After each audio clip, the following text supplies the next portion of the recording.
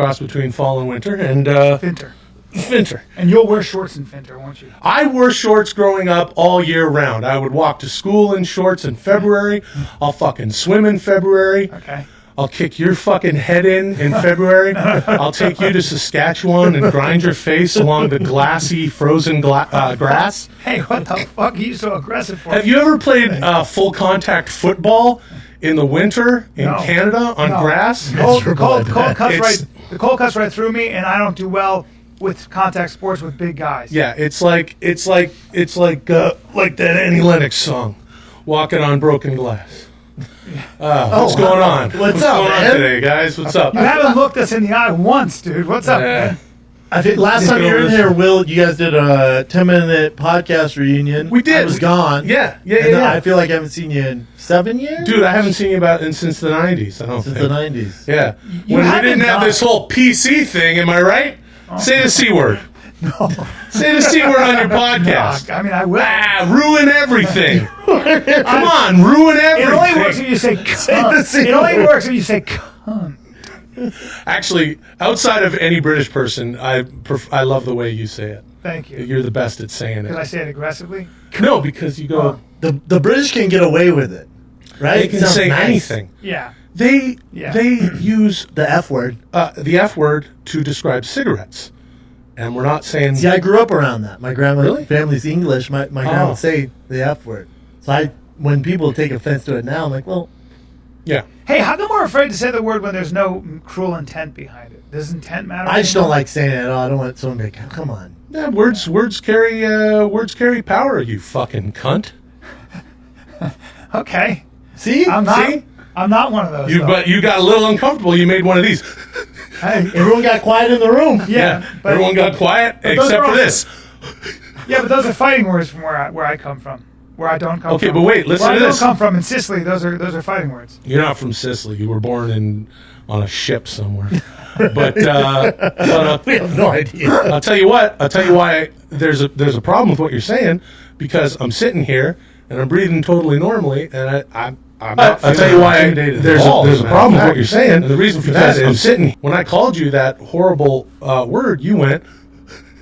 All right, man. You know So what? you've already shown your cards. No, I'm just not in the fight mode right now. But where I don't come from, I don't. You know, I have my. Everybody has their line, and if you cross it, they say every man has a line. Yeah. For most men, it's the front door of their house. Me, line goes a little farther than my front door. Oh, yeah? Yeah. Like what? Well, there's certain things that I would like. If I had to fight you, I'd lose quickly. But there's certain So things the that line's a little bit further back but- for me and Will? Yeah, but just know that even though I'd lose quickly with you, I'd meet you halfway if I had to. If you crossed a certain line. You What the understand fuck? I'm saying? Do you watch Game of Thrones? Yeah. Yeah. You watch Game of Thrones? Yeah. You ever seen the big guy when he fights that guy, just take his head and goes, Koosh! That's what Will would do to you, and I'd pay, Will, Yeah. I'd pay hard, cold cash if you could do that to Brian. What the fuck? I don't know if that's something you're into. You think you could We squeeze could my film head? it. Until I died? 100%. until it snapped like a fucking like me Yeah. trying to open a walnut like a jar of marmalade. Yeah. I'll tell you this much. It might take me a while, Yeah. but if I really lean on it Yeah. and get my body All in your it, weight, bro. you're gonna fall unconscious at some point in the first 30 seconds. So I don't have to worry about you From squirming just around. head pressure? Just head pressure. The palms of my hands, the heels of my hands on your temple. I will say this. I will say. One of those deep knockout snores.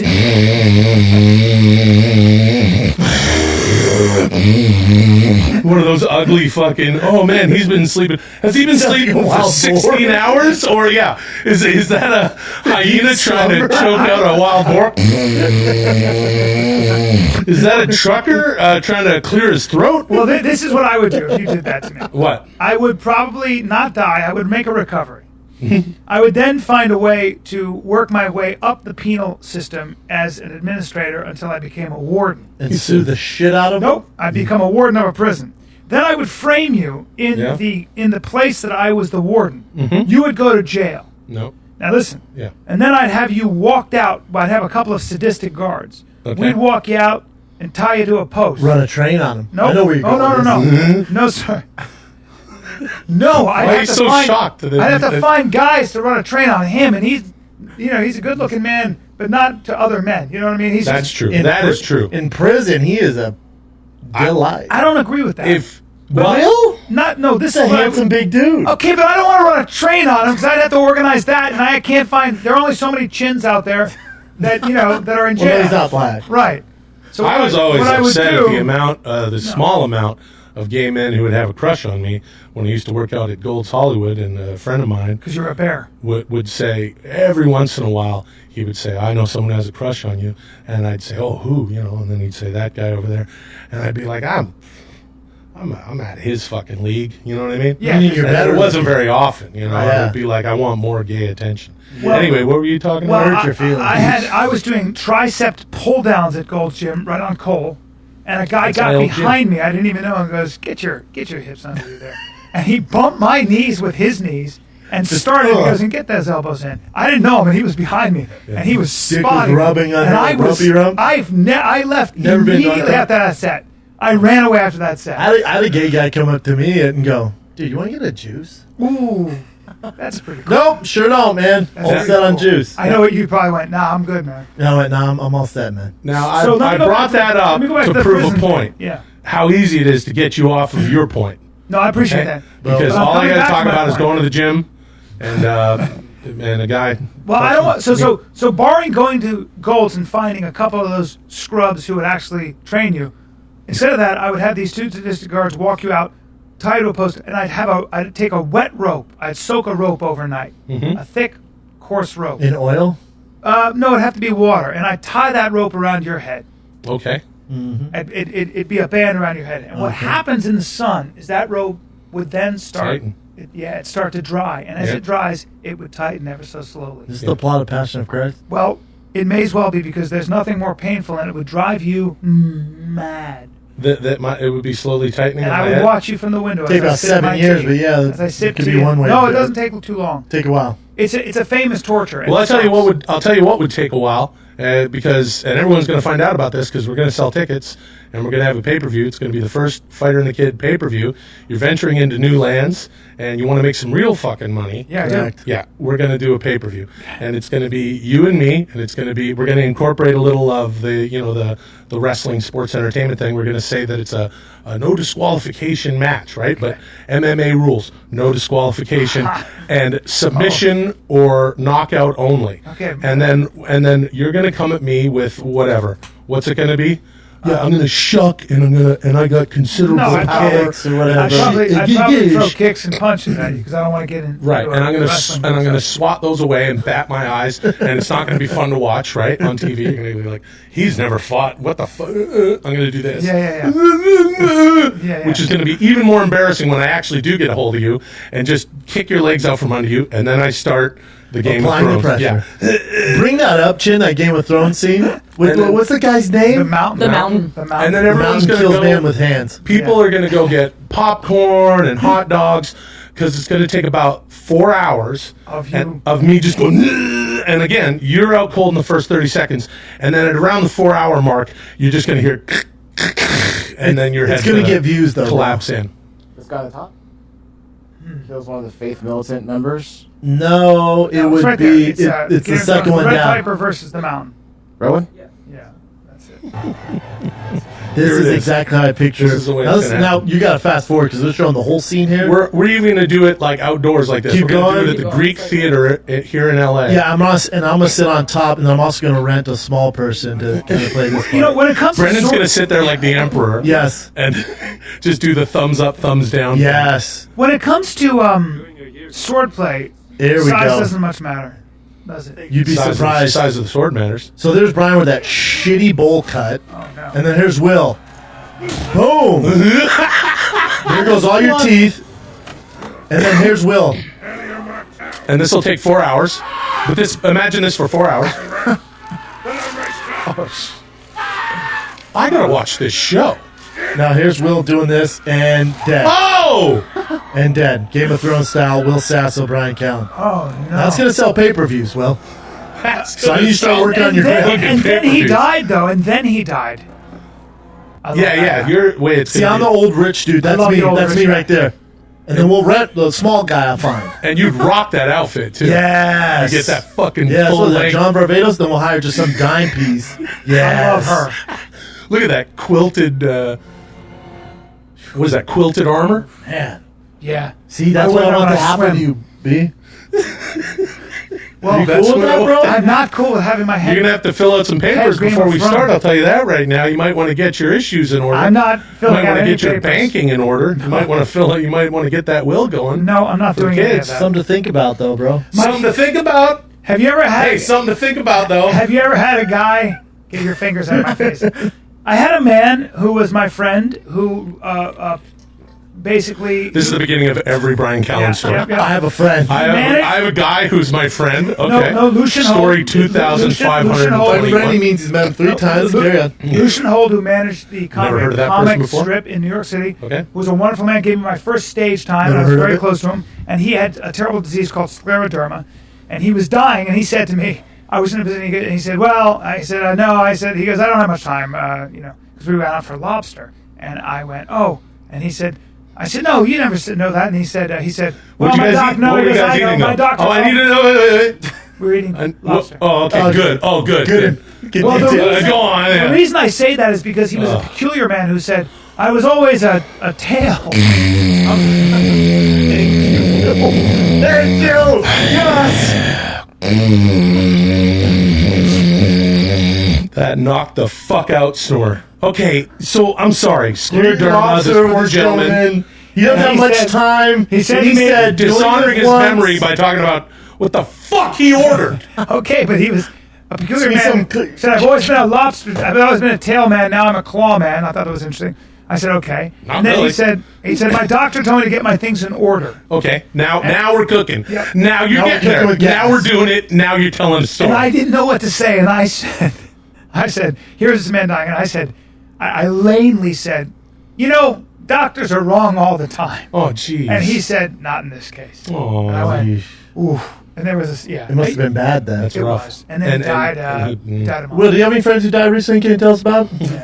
And Let me see if I can get the humor going We on go this the old podcast. Rolodex. I don't know what to do in those situations. No, With death? I don't know. Yeah. I don't know. What do you say? No, you just. You send them that fucking Hallmark card that says "Hang in there" and never stop fighting. Shows the frog choking out the seagull. You seen that? No. They love that, dude. My dad. You never seen that? They love that. My- Anyone who's dealing with death, they love that, dude. Never stop fighting. It shows a frog in the mouth and he's choking him out. My father had the best. My father, I call my dad, my buddies, unfortunately died of pancreatic cancer, but when he had it, I call my father. My father's friend is an expert. I say, "My buddy's got pancreatic cancer, and I know your friend is an expert." And my father said, "Oh, he just found out." He goes, "Well," and I said, "But he's got about 2 years." And my father said, "No, he doesn't have 2 years. He's got months." I said, "What do you mean?" He goes, "Maybe 3 months tops." And I said, "No, Maybe because the dad's a doctor," he brain goes, man. "Stop." He goes, "Stop. He's got, I'm just telling you, if they found it, it's blah, blah, blah." I said, Yeesh. "Oh, okay." And I go, "Well, that seems kind of harsh." And I was calling him trying to get some good news. And he goes, "No, you got to say bye now." and then he hit me with God, this. Bob. And he was right. He died 2 months later. Really? Yeah. And he hit me with this, though. He goes, "I hate to be insensitive. It's just that I'm reading about World War II and the battle of the," and he goes through the battle where, like, literally, He was having it. literally in a day, like 100,000 young men fell. Sure. And I was like, "Well, that puts things in perspective." Yeah. It's like, all right, I gotta get out of here. Yeah. The frogs versus the seagulls. The frog. You've never seen that either? I thought you were joking right now. I swear to God. You've never seen that card? It's a famous. When I was a kid, it was a poster. It was like "Never give up." It shows a frog getting eaten by like a giant pelican. Frog seagull cartoon picture. Never quit. Never give up. Yeah, come on. Oh, okay. See, that's what you say to the dying frog people. the frog is choking the seagull while the seagull's trying to eat the See seagull. that? Oh, See, that's good. That's a metaphor. So that seagull, that's life. That's death. I'm getting Your that. friend dying of Yeah. AIDS or whatever. He's the frog choking the seagull out. I like Now that very much. exact design there with the clip art and how shitty it looks, I'm getting it tattooed on my chest Do it. Well, because I appreciate that, Yeah. never give up, fellas. and I want it. And that's why I and- brought you here. And I'm gonna. Never give And up. never give up. And I would like to ask now for your audience to let me know because I want it done free. So if you've never done a tattoo before, Allow my chest to be your canvas. Hey, And that's not a good idea, Will. That'd be sick. this is I how think. you move. This is how you do the internet. This is how you do the new media. Get the you likes, got to bro. involve everybody. You got to get the likes. Do it for the gram, bro. Do it for the gram, Do it bro. for the gram, bro. Do it for the grand. Brian's Instagram is the only Instagram that is a full-length television show. Yeah. Wow. Yeah. What do we got? 1 minute? Here's 1 minute. All right, dude. And- Didn't Dalia talk about this? That it was did he fill in a minute? I haven't heard it. I had to do that one where he just sent me that hilarious. I didn't fucking see it. Shut the fuck up. I'm Okay, you were- referencing Chris, who we know and your audience knows, of course. Not a specific Instagram. Have you seen this one? Yeah, I've seen all those. No, the last one. Boy, I look more and more like This one? my nose seems to You're be. getting older, Bubba. Well, it's getting very big. You're getting older, Bubba. That's the problem. Getting older, That's an old Bubba. man right there. Your hair's the frog and life's the pelican. if they give you, if Instagram increased it to 2.5 minutes, your videos would be 2.5. You do 13 minutes. He would do 13 minutes. He would just talk until, and it's like, and now I'm heading over to, and that's how they stop. Yeah. Because he's just talking keep until going. it ends. You're the only person Careful. who also uses the camera Yeah. in it and just records right on the app and then hit send.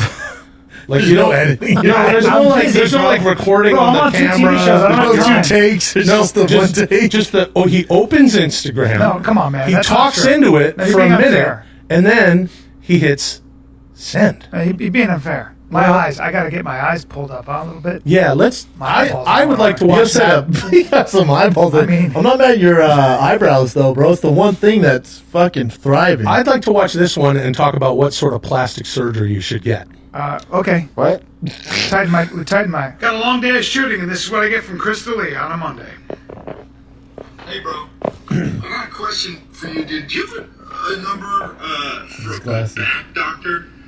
I'm getting scoliosis because my knot's too thick, you know what I mean? When I fucking sit on my wallet, my knot is too thick. I tried getting smaller, larger bills, rather. I tried doing hundreds instead of 20s and 5s and shit, so my knot would get fucking... He's wearing those glasses on purpose. Yep. I'm not mad at Them them. to start making $1,000 bills, and they're not going to do that anytime soon. So, also, I would put my wallet in the front pocket. Here it comes. Like, say, do that. Here it comes. But my cock is eating up too much real estate there. So, I'm in a bind, man. I was just wondering if you knew I'm in a bind. back doctor, and you I don't probably need do, this. man, because you're fucking 80. Let me know, man. Let me know, man. Because you're fucking. Let me know, man. Hey, my cock is eating up too much real estate should be his next T-shirt, by the way. Yeah. That should be the name of his special. My cock is eating up too much real Can't estate. use my front pockets because my cock is Let's call his next special Knots. not Nuts. my knot. I would start with an eye lift. Okay. And then there's a problem area right around the Now- jowls there. Well, And then I would pin those ears back a bit. what? And then I would definitely Botox the fuck out of that river-like crease. Yeah, Botox. right I'm next with to the your right Botox. brow. It wouldn't kill you. You get a little bit of a nose job. Yeah. A little nip tuck on that. Straighten- in that You've never V. taken a punch to the face, and yet Yes, you have I a boxer's have. nose. Yeah. I'd replace your lips completely. What the fuck? Yeah, I'd put some How? fillers in there. And let's go ahead and bring that hairline down and even it out. Dude, And then, looks and not then I'd everything. fill out this part here. No, that's look. I'm Talking not about looking his, good like, lately because I have jowls? to shave. jowl. The And I'm jowls. working late. Yeah.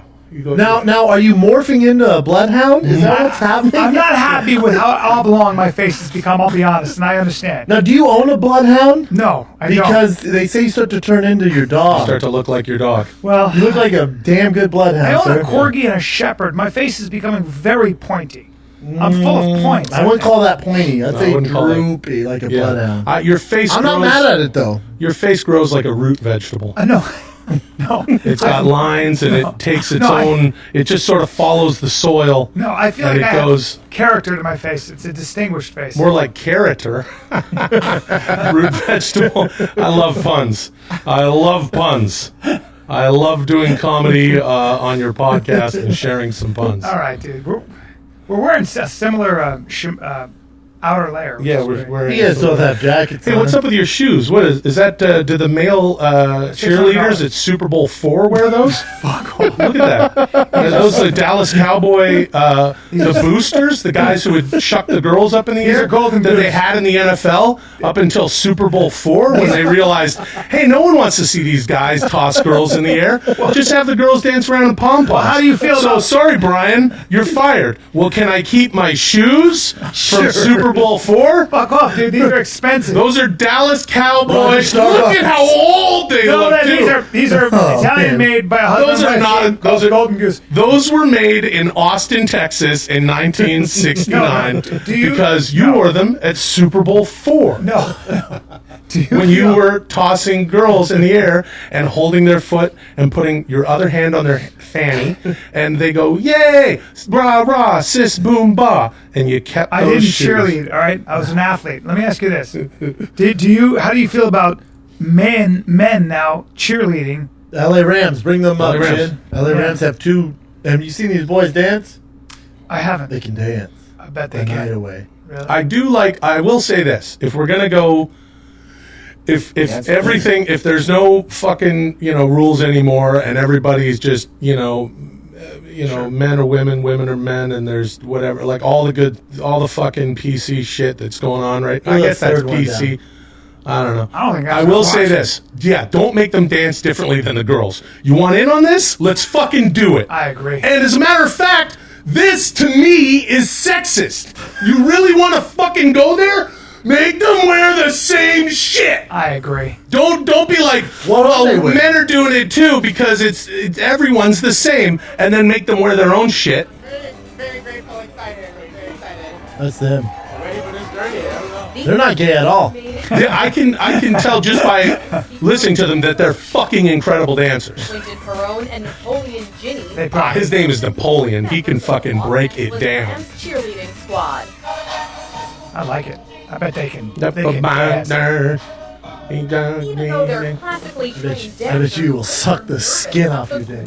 I don't. I'm only looking at dancers, bro. 2 rounds of I'm only look at her. an interview, 3 rehearsals, and then the final audition. Only 40 people would make the cut, and these men knew they had to. What are they wearing? Do we know what they wear at the games? Because there's been several games now, 6 games. That's a lot. I saw the Go, clip get I out saw. of here. I this- saw a clip. Chin, go back. There's an actual one of them dancing. I think. Oh, there we are. Is that one? There we go. First time. But Make all-female squad. That looks like practice. Still. The line of Their outfits are some bullshit. Oh, there we are. Yeah. See, no, you got to wear the same shit, I agree, man. and you have to adjust. So, he should just Oh, be in here we white. go. Who are these The one on ladies? the left's hot. cheerleaders claim they endured brutal working conditions. Yeah. Did you hear about this? We were No. bullied and we were body shamed for They had different rules. $5 an hour. And Yeah. former You ever heard about this? Dolphins Cheerleaders make claim she zero money. discriminated against $100 based a game. on her religion. Others are fighting double standards tied to their weight and wardrobe. I felt humiliated. Okay. Well, now this is a different story.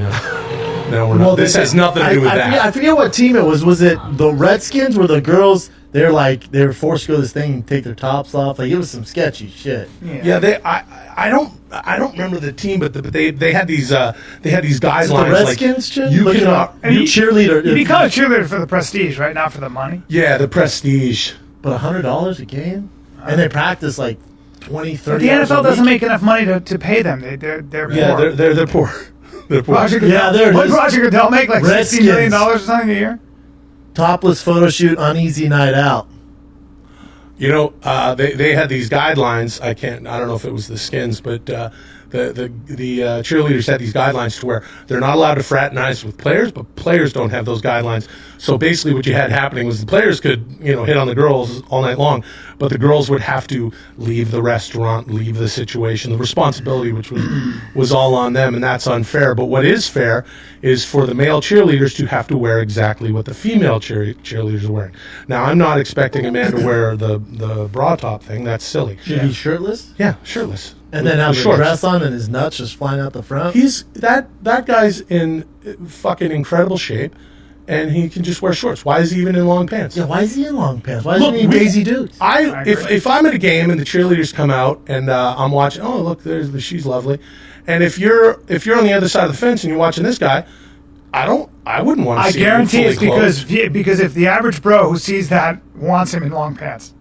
But that's not what we're saying. The Here. We're average saying girl doesn't want a male cheerleader. That's So if you're sexist. going to go down that road. that's yeah, what I I'm agree. saying. If we're doing it, let's do it. Yeah, do it. You got to go all in, dude. There you go. Now, there's only 2, right? There's no more, Chin? 2. It says 2 first. Rams the best team in football. There's 4. I thought there was 4 altogether. 2. There's 1 on the Saints. Is there? 1 on another team and 2 on the Rams. How many? Just Google how many male fucking male cheerleaders are there in the NFL. Cracks me up. There seems to be a whole bunch of I don't Spell know. cheerleaders. On. Yeah, I know. There's no E after R. Cheerleader, chip, chap, chip. No cheerleader, Players chip. joined 2 NFL squads. Only 2 are featuring. Oh, okay. And the Saints, both good teams. Well, That grinded things to a halt. yeah. Talk about your shoes again. You're not excited about it, B? So, I'm here on your podcast. What have you been doing, Will? Yeah, interview me. You've been Fucking, busy, I'm a dude. guest. You've been busy, dude. Yeah, you've been Hey doing man, louder I've been busy milk? doing stuff. Louder milk. Yeah, litter milk. What do you? Are you What that's, is that it? show's getting some traction. What is it, now. B? Well- Louder Milk. It's on the Audience Network, but it's getting traction. Is it getting traction? I think so. The kids are saying. They seem to be advertising. Can we get a for it. trailer or some shit, Chin? No, I don't want to see it. Yeah, let's see a trailer. No, we don't need to see the see what's trailer. going on here. Shut up, No, Will. fuck that. No, just don't. Shut up, Will. No. Is it milk? Where do you shoot Yeah, no. this at? Where do We you actually shoot it at? in Vancouver. What was the name of the show? That's your hometown, dude. How many episodes did you shoot? 13? No, we just shoot 10 a year. Actually, Are you done? yeah, I'm done. Louder Our milk. season 2 premiere is tonight as we record this. All right. Oh, that's why you're here. No, that's trailer. That's season 1. Because you're our friend. So watch season 2. Yeah, And it's Rob No, we don't Livingston. need Rob to- Livingston, right? You were running a meeting out of yeah, Ron Livingston. store or closet. Well, I'm glad you're here now. How's everybody doing? Wow, I have chills from that wave of excitement coming at me. Why'd you move? Hey, what about you? You disappeared. I was just giving you some space. It's been a month. Is Pete Davidson in this too, Will? No. Different show. Gotcha. It's over. She's back with that clown, the doctor. What kind of a woman goes with the man who has the money, the security, the looks, the future, instead of going with the floor cleaner who runs a rehab in a record store closet? I'm a critic with an impeccable reputation. I'm a published author. I'm somebody. Ish. You gotta learn to I don't see more Will Sass. I'm not watching this fucking thing. Oh, here he is. That I married your ex-wife. grovel somewhere else, Betty. Loudermilk has got nowhere to go. I didn't know where I was. One of the group guys saw you. You're coming to my meetings. Let's get the band back together and go back to the church. You slip up just one time. That guy played my dad on a show in the 90s. That guy? Yep. Eric Kinley said. Oh, So we're in. Okay, it's important. to be- Brian Regan. And I like honest Brian Regan. in this She's group. funny as fucking is. Dude, he's got a dart stuck in his head. You can't lie to the group, Muggsy. How deep is that in there? You see, no one can ever hurt This is season 2. Season 2. themselves. You're an No, I'm a critic. You're a critic. Every critic was a failed something. No more phones in the meeting. You get sober, not famous. Oh, that's a good quote. Yeah, get that in there. You haven't written anything in years. I could if I wanted. Ron's on another show, right? Where he commits, Yeah, he dies in where it, though. he commits suicide, and Yeah. then his friends are like, "What happened?" Yeah, it's like the big chill with suicide Yeah. or something. Yeah. I'm sober. I'm organized. Have you seen my computer? All right, so everybody tune in. You There like we go. it? Louder Like now. you like doing it, right? Yeah, I love doing it. It's Pete Fairley and now Bob Fairley has also joined the Something about Mary. yeah the Fairley Brothers? Fairley Brothers are behind it, and Bobby Mort is the fellow who created the show. He's It filmed in your incredible man. hometown. And it films in Vancouver. So Pete was like, the other year when we started it or whatever, he's like, oh, I really want you to do the show. And by the way, this Ryan is an Cowell's not incredible available, so you come do it. impersonation of what did you say? Okay. It's not available, so you do it. Ryan Cowell's not available. Is that what he said? Yeah. Anyway, so yeah, Loudermilk, it's a good time. And there's some sort of cliffhanger. So Why is if it you're called- watching tonight, I'll spoil it right here. I'm not in the first episode. Oh well, then don't watch. Watch Because the second because I ran off with his ex-wife at the end of the first season. And then come on back. So, but watch it anyway. Do you make out with the actress? Yes. Nice. my good friend Lauren. Nice. Lauren Wasser. I haven't had to do a kissing scene in almost ever. Well, Really? Finding Yeah. the Kid 3D. You made out with that attractive young girl. I did? Yeah. You don't remember? That's right. Do you never do? That's right. Yes. Do you You never were do? You swapping. never do like kissing scenes and love scenes? I don't. My character is so alone in the Goldbergs. He just can't get a date. And now that I'm older, it's going to be even harder. It's going to be even harder. I'm not who you. spin-off. Nobody What wants if to they see me fall in love on screen.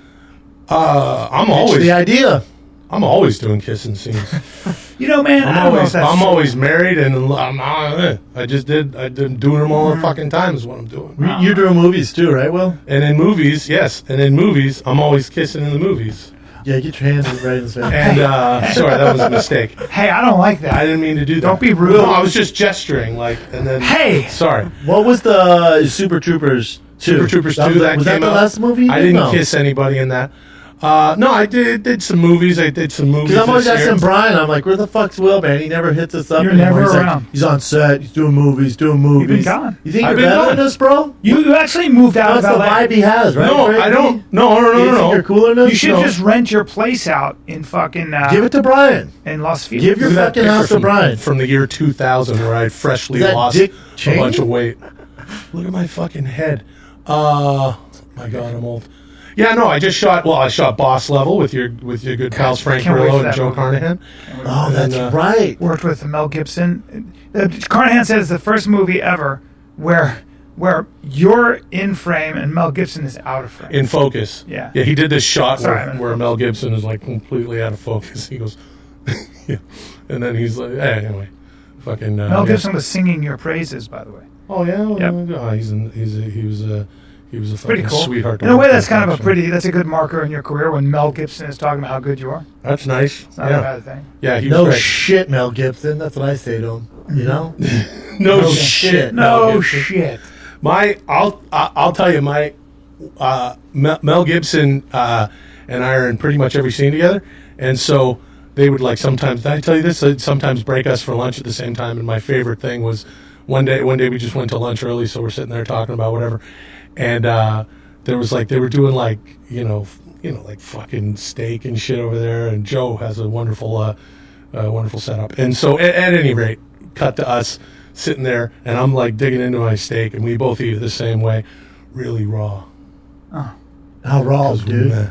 I mean, Like when you go to Knock his steakhouse, horns how off do you and grill wipe it? his I do it ass. Chicago. I want it blue on the inside, charred on the outside.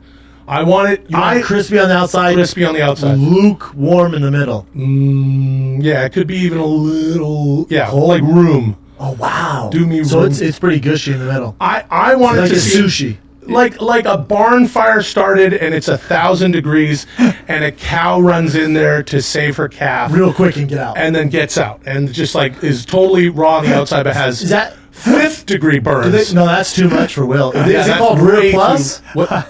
I'd eat that. I wouldn't send that one back. You would be happy about You it. mean that might be happy though? You mean that might be a little too cooked? That's a little too You're close. you're Wow. like That's getting there. Now we're talking. Now we're getting there. you're like Tommy Lee Jones in Under Siege, where he's eating. Well, there raw you meat. go. Over there, maybe. Oh, no. That's more my Really? style. You Yeah, need that's more. Well, that's medium rare. I like mine rare. There we are. That looks like I cooked it. That looks just Wow. That looks exactly like I cooked You it.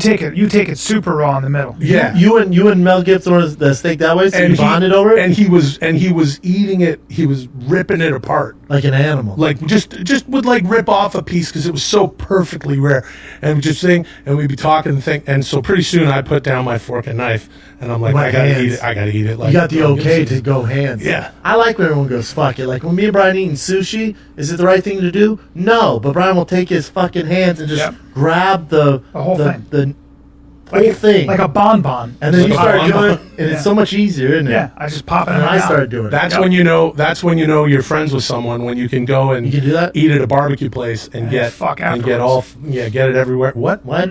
What'd you say? You talking about a little brisket and a dick suck from I your don't know what you were friends? talking about. Would What you were do- you saying? Wait, no. Hold on a second. No, because you said I was just saying you could get messy while eating, and then you said something what I else. said. You said No, you said then fuck. you said each fuck. other, Brian. You said and fuck You afterwards. said it in some Yes, but some I was tri-tip and ass play. I know that's what you. No, what no, I was saying. don't I was blame it on him, reiterating- I don't was blame it on me. reiterating what did you say?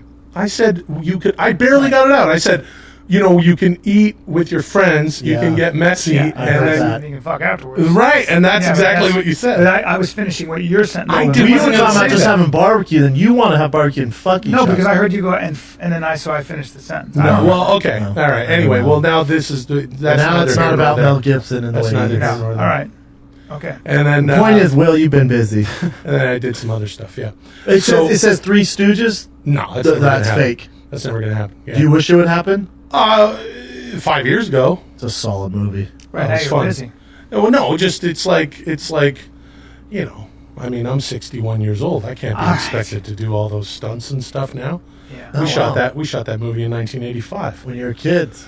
Yeah, I don't know. Anyway, yeah. That's what it says on your Been out of town. You haven't been around at all, dude. No, I know. I haven't been here all summer. I've been gone for kind of been gone since the spring. How long are you in town now, though? Like a little while. I'm going to go back, I don't know, like 2-3 weeks. I'm going back to Canada a lot. Why? I like it there. Yeah, I'm from there. I'll tell you what, as things get, I've made a decision in my life recently, and coming out right now. Might as well share it here. Oh boy. And I think it's a smart thing for me. I've decided. There's a lot of it's sort of hard to navigate, what's going on in the world, and the right seems to be pushing more right, the left seems to be pushing more left. Yeah. Sure. And it's and there's a great deal of the country that are sort of like, in the middle, going, what? I don't get who's wrong, who's right, who right. Sure. And so I've decided that it would be smart for me to become a millennial. Oh wow! I didn't think it was going this way. I'm a millennial now. How would you do that? Because you're almost 40. Well, I'm 43 actually. You're 43, so that's. You've kind of missed the marker there to be. I was born in 1975. Yeah, so that would miss the marker, sir. So, but I. You feel more like a millennial inside. I want to be, and I feel like I am, and I feel like I have the right to be. So how does that translate into behavior?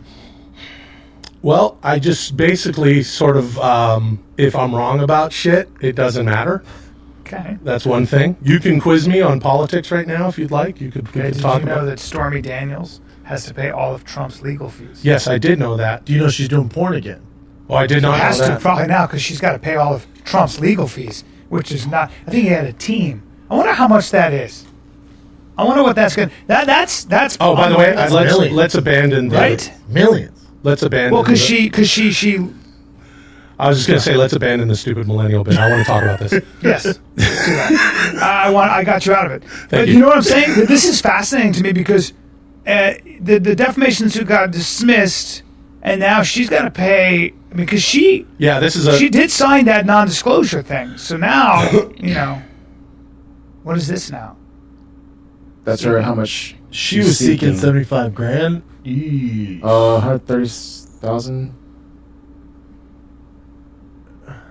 No, that's the money. That's that's not his. We probably don't know. We probably don't know what it's going to cost. Yeah, that's true. That's probably not available on the internet. Yeah, it's going to be expensive. His whole legal team. I mean, you're talking at least mid-six figures. Sure. Yeah, I would assume low seven. Yes. Well, it's man. The implications of this decision, like any other decision recently, even we don't need to get into it, but the whole Brett Kavanaugh of it all.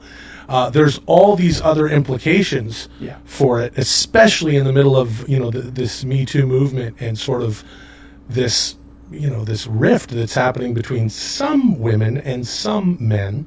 Although I would like to think that everyone is still of sound enough mind to look at that to figure their shit out on there's their own. the sketch of the guy she says came up to him. But look at that guy.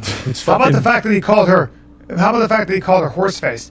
How about the fact that that guy is Theo Vaughn? That's Theo Vaughn. Theo Vaughn, but look at that. That's a slightly gassed out, douchey Theo Vaughn. A sketch years later about a non-existent man, a total con job paying. Wow. That's ID the thug. That's wow. pretty. What was she thinking? She's not thinking. Well, but here's the thing. It's like I don't know. Okay, her views on porno went way up. I bet. Sure. She's probably seeing another. A friend told me that. A friend told me that.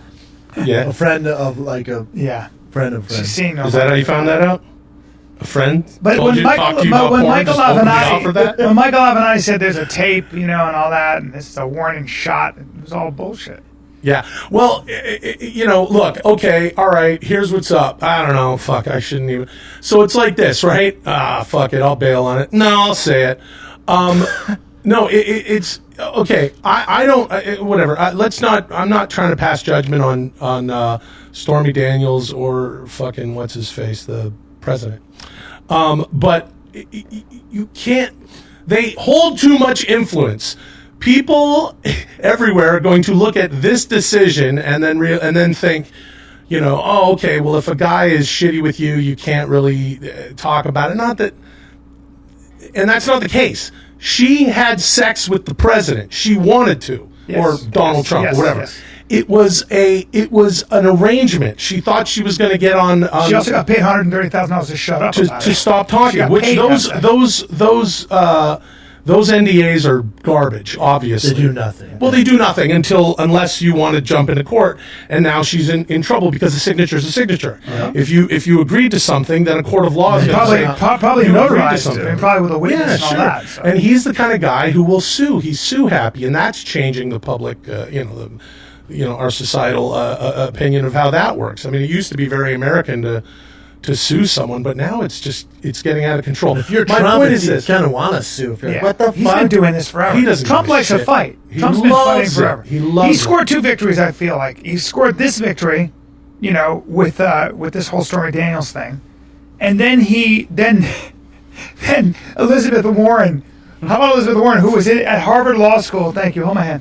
Elizabeth Warren, who was at Harvard Law School as a woman of color because she was Native American. But that's not how she got. That's not how she got her job. No.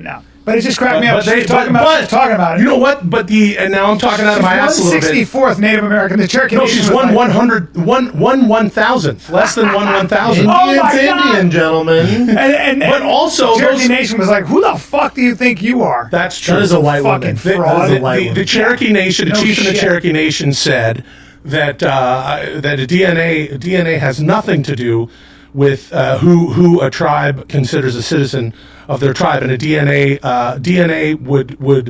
would take would assume that someone in South America were the same as a. She's 1,024 far less than the average American now. She's so full of shit. Yeah, You're not a Native American. And you can talk Why about was she saying she's Native American? She was a woman of color. There was something about her. There was something about her her being, tied to that. And wow. She's so full of shit. That just made it piss bad. so hard. Go piss. Okay. Go piss. Go piss. Piss hard. You want my jug? You could just stay here. Nah, your hog isn't fitting in there. When you're right, you're right. You're right.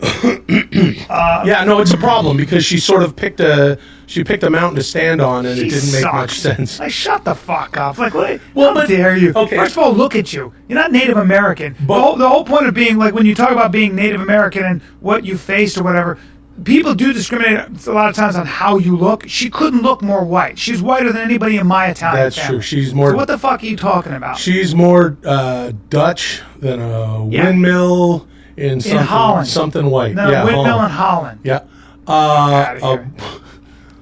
Get the fuck out of here. Well, but here's the thing. And now I'm uneducated here. Why did she say it to begin with? Now, Native ancestry. If she just said it for some street cred, then that's a problem. Yeah, she did. Yeah, well, there you go. That's a problem. Yeah. Because of course it's a problem. It's embarrassing. Yeah, because why do you need to And she talked about it. She's the one that brought it up. He was right. like, "What?" She brought it up. No, you weren't. Yeah. And just to prove that you're part of a that you can you would know this. Hey, Brian, you know this. Let me get a goddamn word out. You know this. You fucking let me say what the fuck I was trying to say. You go like this. Because if I start a sentence, because you don't know how to finish your sentence. No, I'm trying to finish my fucking sentence. Sorry, now I'm done. Okay. But correct me if I'm wrong on this statement. Go ahead. I ask 100 women in Hollywood, hot girls, what their ethnic origins are, and 99 of them, even if they have super blonde hair and freckles, go, I'm actually Scottish and Native American. They all say Native American because it's it's something cool to be. Well, because it's Because Native American women are very pretty. There's a you know, there's a lot of mystique. It's a mystical, magical. Look, I guess it's kind of crappy to say this out loud, but I kind of feel like, you know, well, North America in particular is headed in the right direction. You want to talk about in 1,000 years, everyone's just going to be this beautiful, creamy cappuccino mulatto. Yeah. So, you know, when you if you do have a woman that is, I don't give a fuck what it is, part something and part something else, as a man, there's a new flavor at Jogenfru's. Hold on. You know? And There you we're go. like, whoa, you're What? what? I'm half Dutch, half Japanese. Holy shit! What are you? I'm fucking half Kenyan and half Irish. What the fuck? It's hot. Here you go. Warren's central offense dates back to the mid-1980s when she first formally notified law school administrators at Harvard that her family tree includes Native Americans. Here it is. Warren's central offense dates back to the mid-'80s when she first formally notified law school administrators that her family tree includes Native Americans. We're still on this bitch. Warren said she grew up with family stories about both grandparents on her mother's side having some Cherokee or Delaware blood. Yeah.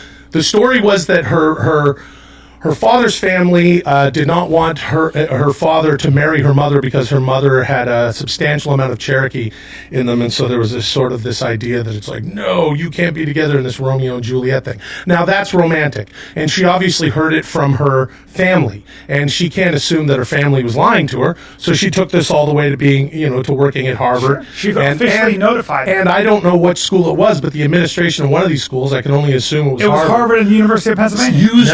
Used her word as her being part Native American to include her in the and I don't know if the term is correct here, but the affirmative action of it all, and sort of okay, well that's a quotient of our why would you formally of our minorities that Dude, are. do you remember that lady in, I think it's Seattle, or maybe it was Portland, where she was part of the NAACP? Oh, yeah. She was the head lady. She was white as and she shit. said she was black, and then a reporter, like just a local news guy, went to interview. He's like, clearly not black. Well, 'cause her and then parents- it broke out. Yeah, her Yeah. parents were white were as shit. no. Not Rachel Doziel. Yep, that's her. And she darkens her skin, and she does that with her hair. She's She actually a identifies blonde. as a black woman Yeah, now. she's And the white. documentary Yeah, look at her when she's a on kid. Netflix There is she is. fascinating. Yeah. You feel a little sorry for her. She's also a little batshit crazy. Yeah, she's crazy. Well, she just wants to be. You She hear wants the to be story, something it's that pretty she's crazy. not. Which brings me back to something that we've abandoned. I'm a millennial. Oh, God. Dude, Because you say you are. I'm a millennial now. Well, if you say it. I'm sort of. What's the cutoff for millennial? Am I a millennial? You're sure as fuck not, Chin. Cat, you're a millennial, yeah? I think so. Either that or Gen X. I don't really Your know what the cutoff generation is. Z? Z? Something Gen like that? Z. Brenton, you might be a millennial. I don't think so. I think it's 1982. Yes, 81. I'm a millennial. Oh, fuck yeah, I'm a millennial, bro. Me too, dude. No, Dude, no, you're not. You're No, 75. don't try jumping on this, dude. Sorry, okay. Let's abandon So it again. what's Cat? 1995. So you're a millennial. Just at the cusp. So what are you guys called? I'm Gen X. You guys are called Gen X? Yeah, I'm We're Gen Gen X. X. Because Yeah, we're what- too extreme. 90s. This is how you do it. This is how we do it. Na, na, na, na, na, na. This is how we sha na na na na na. This is how we do it. It's 1999 and Brian's 50 in 1999. not. And Will is only 15 years old, and soon they're both gonna be in Hollywood. Brian's much older. Will is much younger because he's a millennial. Don't be an It ageist, man. feels so good in my hood night. Da-da bang chang, bada bang, bada dang. This is my favorite line of that whole song. All the gangbangers forgot about the drive-by. What are you Gotta trying get to? your groove on. Why are you trying to make this? It's like no, they're not gonna forget about the drive-by. They forget about the They just drive-by. put down their gun and pick up the cup and throw your hands up. This is how the party you say. If kind of brought your girl. This is how we do it. What a great song. Brian, this is the first time he's ever heard that song. Never heard in my life. He's never heard that song? I've heard of it. What a great Montel Jordan. Montel Jordan. This is how we do it. It's still the 90s. Can we not play Nintendo that song, 64 and too? fruit roll-ups. Lunchables and your backpack. Michael Jordan. Michael Jordan and Wayne Gretzky. And Tamagotchis. The Seinfeld show just started on TV. This is Michael how Jordan we and do it. Tamagotchis. You want to watch it? Tamagotchis. Yeah, hit it for me. Long Let's shorts. just get in the... Long shorts. Made that Brian, introduction. let us educate your old ass for a second. I know this song. 93 million views. Yeah. This is how we do it. Sha-na-na-na-na-na-na.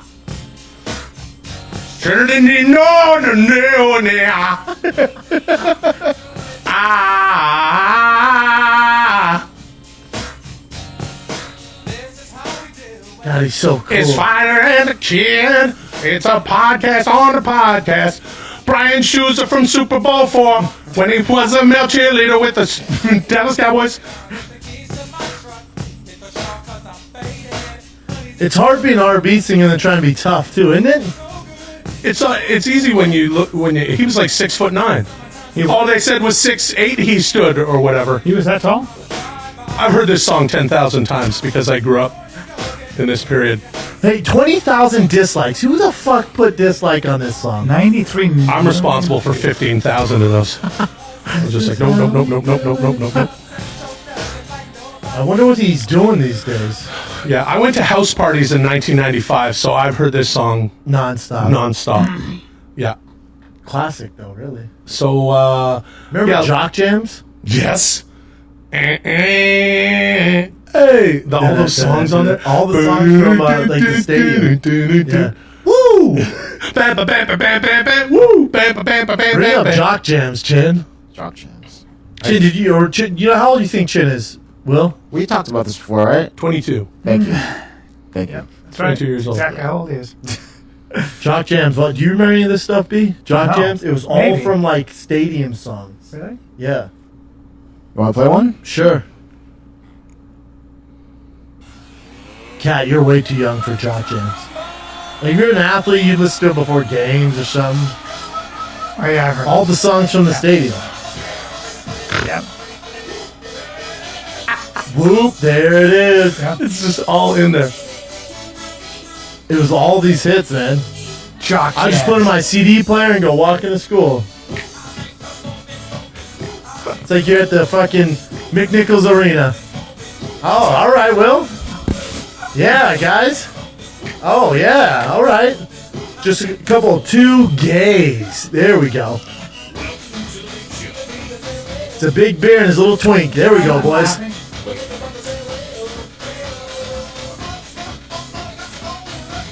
Yeah. Yeah. Oh, ow. Will's shorts just yelled fun. Oh. Hey, hey, hey. Hey, what the fuck? Don't hit my face like that. For the listeners, Will and Brian, they're fighting. They're fighting. Brian's hit him really hard. Really hard. And then Will just lifted him in the air. And he's... Oh, he just spiked him down. And Brian hit his heel. Oh, no. Oh, make out with him. Oh, yeah.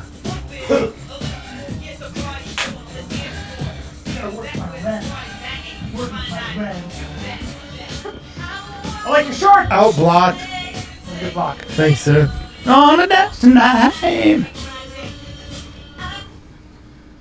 Okay, let's get a dance break. Let's do some current events. Yeah, some current events. That's called a dance break. We should do a dance break every time before we do current events from now on. You're just a little out of breath. Nope, I'm not. Not me. This is how we do. Which one you want to start off with? Current events now. It's Friday night. You picked me up really easily, dude.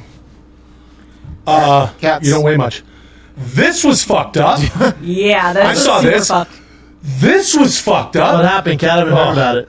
So this woman, she stood in front of the door of her apartment complex as a man was trying to come back in. This woman just so happened to be white. The man was black, and she wouldn't let him in. Eventually, he got in through the door, and she kept on asking if he lived here. He said yes. He's just trying to get home. and she wouldn't let him through. She followed him into the elevator, asking to see his key fob or his keys or to know what unit he lives in. He didn't want to give her any of that information. She's crazy. Yeah. Pushed through, went into the elevator, used his key fob to get up to his floor. She realized that she fucked up and then said, I just wanted to say as a neighbor, like, I want to introduce myself. And she started turning it. Yeah. She went so far as to follow him to his door, watch him open up his unit, go in. She called the cops and they came 30 minutes later. And what did she say to the cops? That she felt uncomfortable. What the fuck? That's when the cops came to his place saying, your neighbor feels uncomfortable. She sounds like an So what happened to her? She got fired She from her just got job. fired from her job. Well, Because look at that dumb bitch. she's a goof. this is embarrassing. This But is he also... You wanna see Let me see the video. Yeah. The video's not long. You should No, watch the she's whole not thing. gone already? Yeah. Oh, it's on Let me YouTube. refresh it. What a dumbass. She sounds like a shithead. She also saw his fob when he was attempting to get in. She's like, would you steal that? I'm glad she got fired. I'm sorry. The keypad is right there. I understand that now. You can film me. That's fine. What? It's infuriating when you watch it. You have What's to film wrong her with it? because she could say he assaulted me, I or she know. could say anything. This kind of person. He was smart That's to bring why his you. phone out. That's why you have to. That's why you bring your phone out. Uncomfortable. Okay. I'm uncomfortable. I'm standing. He's like, I'm just trying to get home. This is what you got to deal with sometimes as a black dude. This is. Stop touching me. I'm not touching you. Just what? Brian, what are you, 1,024th black? Yes, I am. No, don't do that. Don't, that's not. Rose! No, that's not a roast. Rose! Roast. Look at what an asshole this Roast. person is. Brian, What a Elizabeth Warren, fucking- Callan. I don't need to tell you. That'd be hard not to just slap a bitch. Wouldn't it I in know. this situation if you're I know. him? But you better record her because she could say some shit You better about not you touch to the her. cops. And now you get fired. I'd be like, you dumb bitch, I live here. Yeah. I had a woman. He good for him. Don't. If you I had a woman when I was at a dog park screaming at me because of my pit bull. Yeah. And telling me, get away from me, and pulling her dogs. I go, hey, cuckoo bird, my dog's really friendly. Yeah. I don't want to talk to you, screaming. I was like, Jesus Christ. Yeah, well, two things. That has nothing to do with this, and don't have pickles. But, What? well, I was just saying that has nothing to do with this at all. You're not That's black, crazy. so, yeah. Nothing You're white as the driven snow, she said, and "You you're in black something guys." called a dog No, park. she goes, you black So- guys, you got black guys in your pit bull. And I was like, What? wow. And I was like, well, Black because guys- I'm Sicilian, and she knew. What did she do for her work? She worked at a realtor office, I believe. She worked managing a apartment complex. Yeah, you or can't have something. someone that's She showed herself being an asshole. Yeah, And some of that stupid. You're just like, I can't. Well, I just life can't. is one big litmus test, especially now with things just getting ramped up. And this guy also is. I read somewhere. I don't know if he was keenly aware of it or it was an editorial opinion within the article I was reading.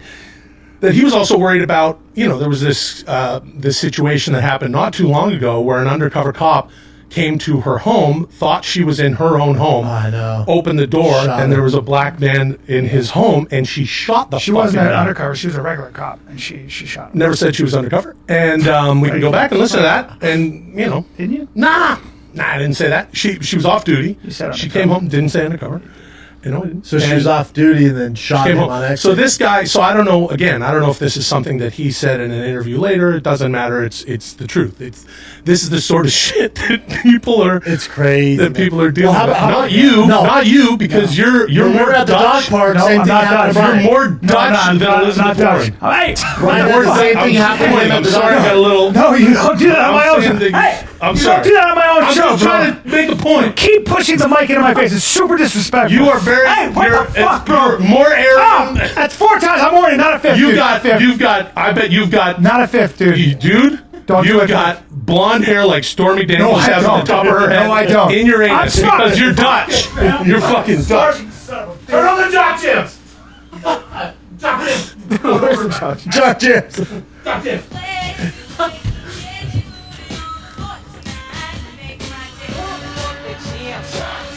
This reminds me of Mile High Stadium. Next current event. Next current event. Holy shit. It's funny how Brendan's 15 and just. Chin,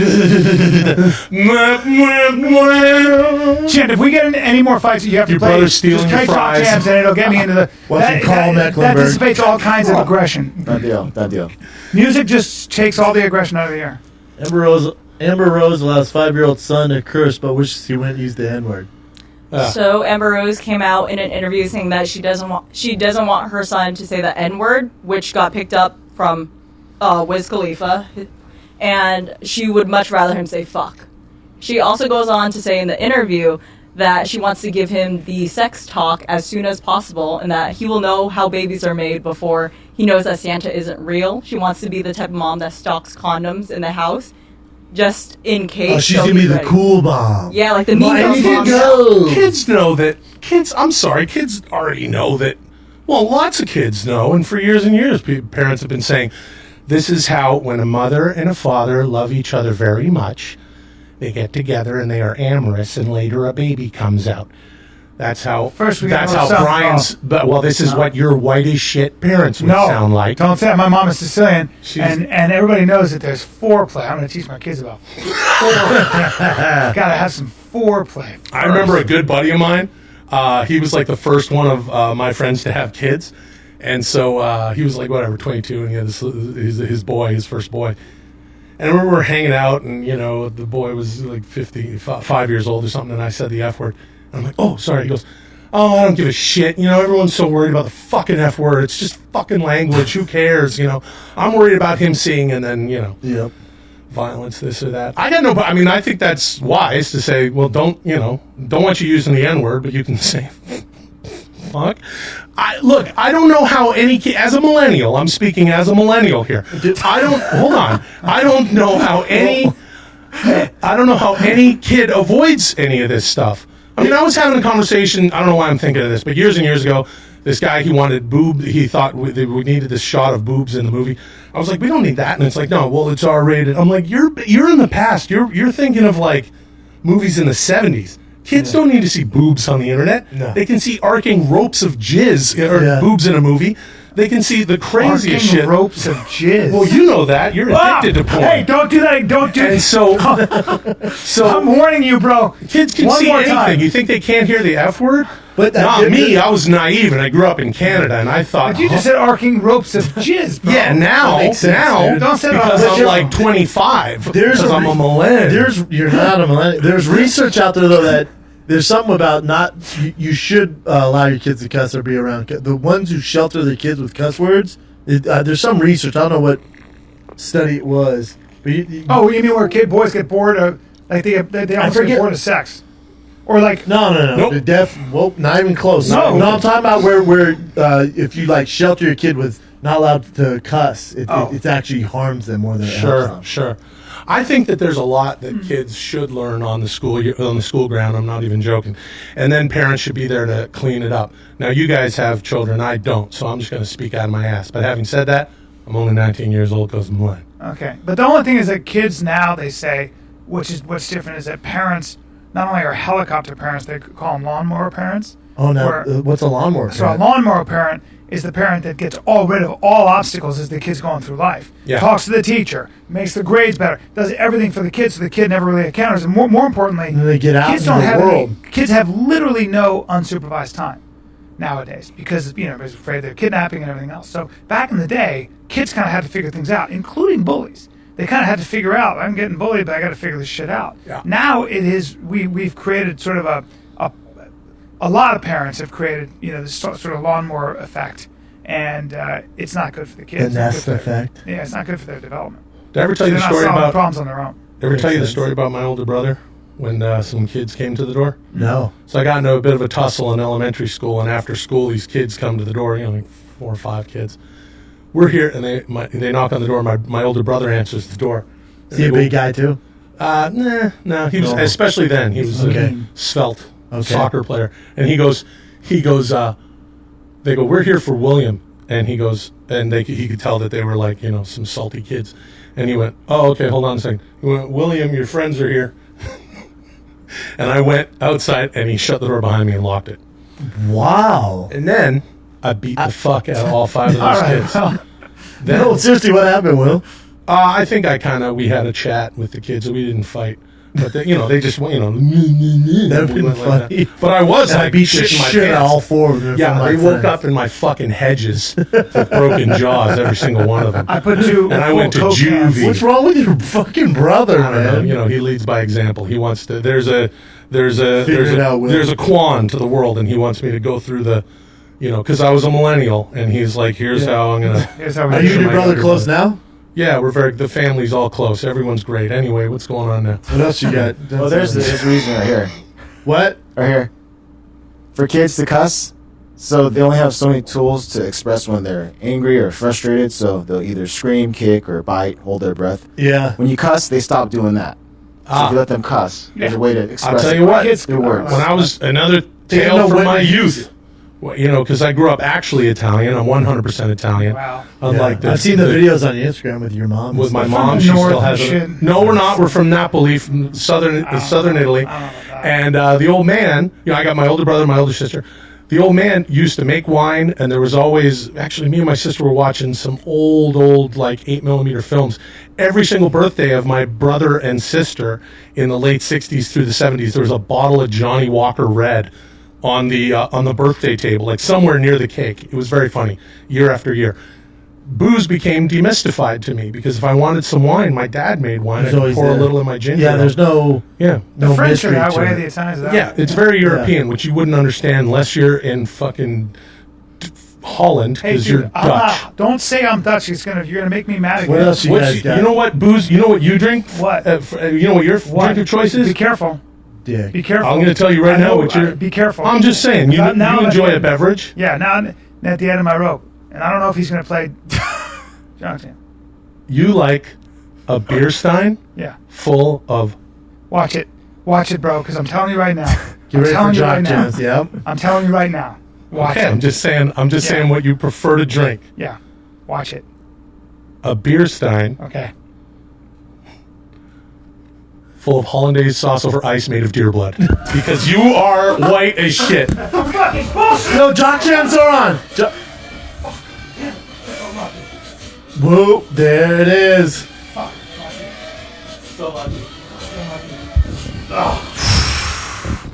Don't push the mic in my I'm face. sorry All that right. things move.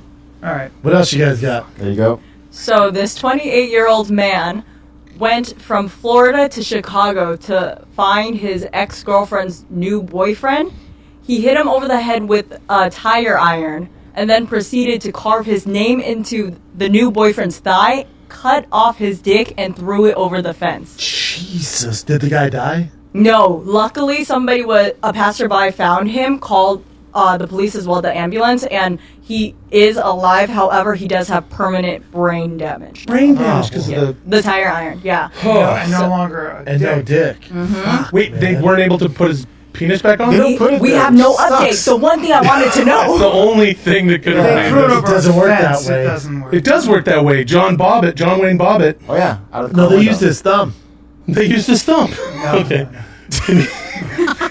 They put his thumb on God, his that's dick, fucking and terrible. then they built a reservoir for That's horrible. semen You're and walking urine. down the street and somebody hits you over the head and cuts your dick off. because you were Well, gay. that guy should, and I, being He's someone evil. who's from Canada, this is what we do in Canada, and I don't know if there's been much ballyhoo made of this, or if people know, we do have capital punishment. We do have the death penalty. You And gotta Brian, get I know killed, you'd okay. like this. Yeah. It's called the polar bear death penalty. What is that? It's where we take you in a single engine plane over to Canada's Arctic, Yeah. and we chum the ice with some seal, Yep. just some seal bits, Yep.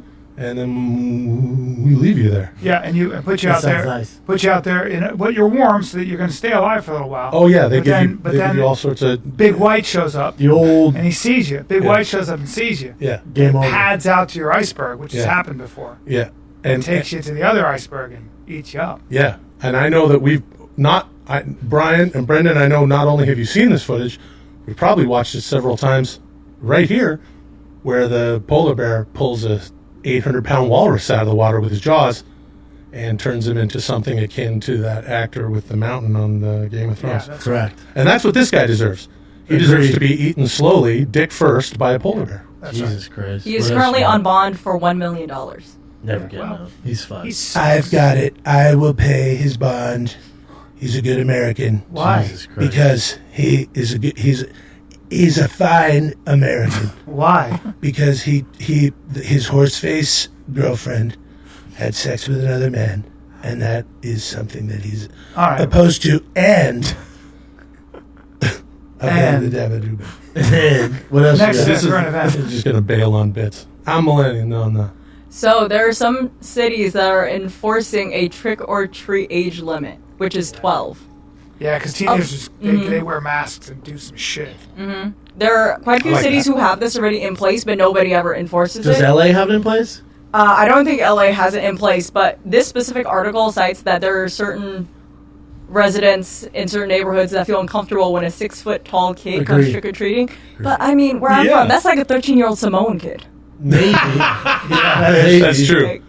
That's true. But there's also kids don't carry ID. Mm-hmm. Yeah, what do you do? So how are you Did you going to go to enforce school with a it? lot of Samoans?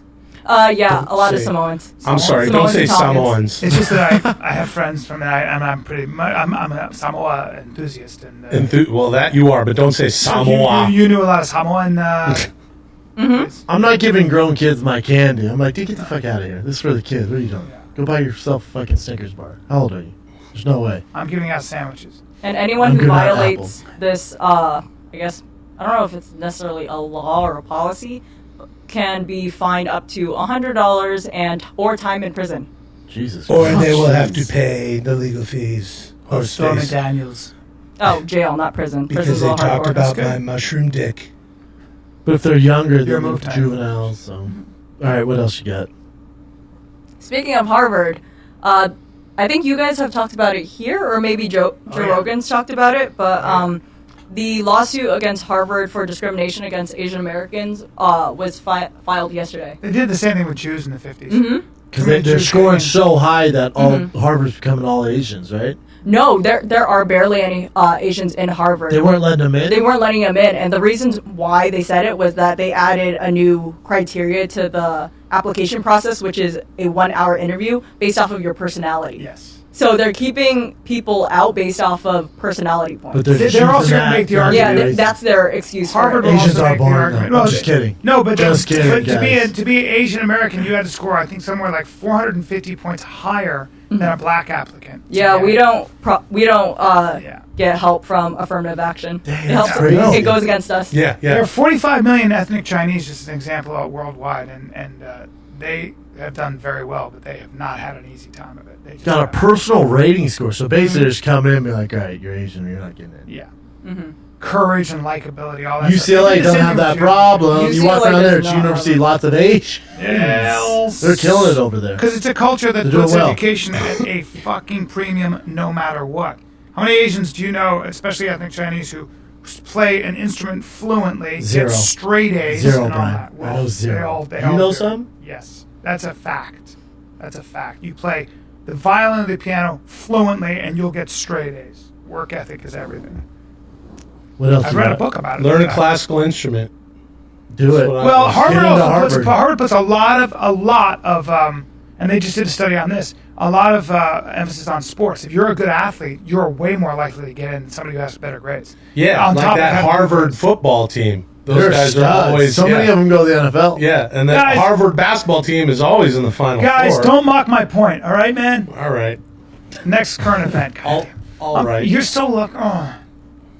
Do you know Cornerstone Oh, I'm Caroline? glad I was about to bring this up. Oh, Go ahead. okay. Go Oh, ahead. this asshole. It's an older white lady who was at a liquor store, sucks. and then some little black kid walked past her. She accused him of actually grabbing her ass, and she called the police. At least she. Instead of at least she- 9-year-old. His backpack bumped her. Then Yeah. she goes off him. He's crying. Yeah. Then she had to apologize. She did apologize. With the amount of hate these people get when they make these mistakes, they get fired from their jobs. They can't come outside. Like, it's bad. Which is also not helpful, right? I mean, you're allowed. You're allowed. Well, to make a for some mistake of them, and it's say sorry. just for some of it's justified. Yes, but you're allowed to say sorry, and I think a lot of times in life, if you fuck up and you say sorry, let's just leave it at that. Oh, I disagree. Like she's in, why? Like, What else do you sometimes want? I think they need to learn. Like the lady who called the cop on the little girl selling waters, the black girl. Yeah, some people are assholes, and there's So no she, doubt. so after she's like, "My bad." No, sorry. but it depends. What do you want? Do you want her to never be able to earn a living again? I mean, some of this stuff is too. No, but that'd be some Look, some people deserve a second chance. Some people deserve the polar penalty.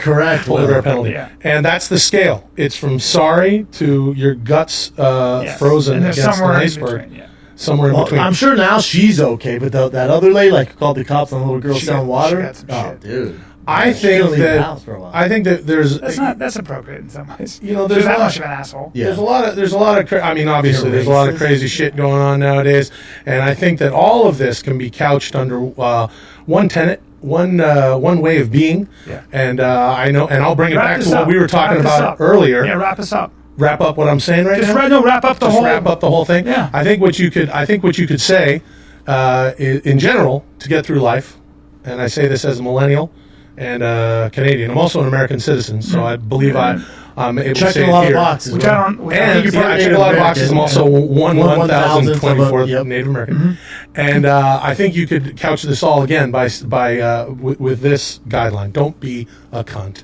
And I'd like to announce here that myself, Brendan, and Brian will be running for the first time ever as a triad for the governor of California. Correct. And as three dudes, we're excited about it. And and that's going to be our campaign slogan: "Don't be a cunt." And it's going to be called Three Whites, who are for you, though. Who are Three whites who are also for you. For everyone. Three whites who are also for you guys. Who are also for you. Also for you. And the also would connote they're of course for the whites. Yes. Yeah, they're very white guys. Yeah. Except for me, because I'm actually 100% Italian. That's. I'm I've never seen an Italian as big as you are, bro. Check out my cousins. Go see my cousins Ciro and Claudio. Some of the women in your family tree took themselves a little R&R in Samoa and came back full of Samoan seed, because I happen to know a little something about the Sasso women. And that is that they can't get enough strange when they're in fucking Samoa. That's it. Hit the fucking jock jam. Here you go. All right. Hey.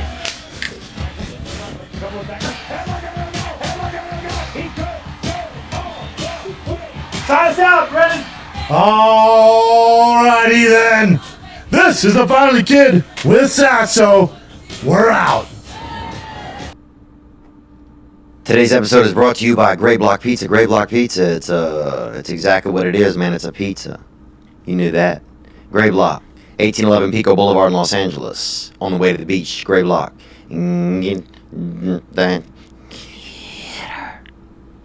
Today's episode is brought to you by Me Undies. If you want to support this past weekend and your crotch is feeling kind of unkempt, then instead of trimming down that bad little badger you got down there, why don't you just get in a nice pair of Me Undies. Me Undies are made from modal, which is 3 times more softer than cotton. Take care of your junk and treat yourself well. Go to meundies.com/weekend to get a 15% off the individual pairs that you get. So go to meundies.com/weekend to get that 15% off hitter. Gang, gang. Today's episode is also brought to you by Ridge Wallet. You know, a wallet is something that's been with man for a long time. You know, a lot of times, even if they find caveman's bodies or something like that, they'll have a little bag of money near their butt cheek or by their coccyx bone. And that just shows you right there that man has always kept things on him, things of value.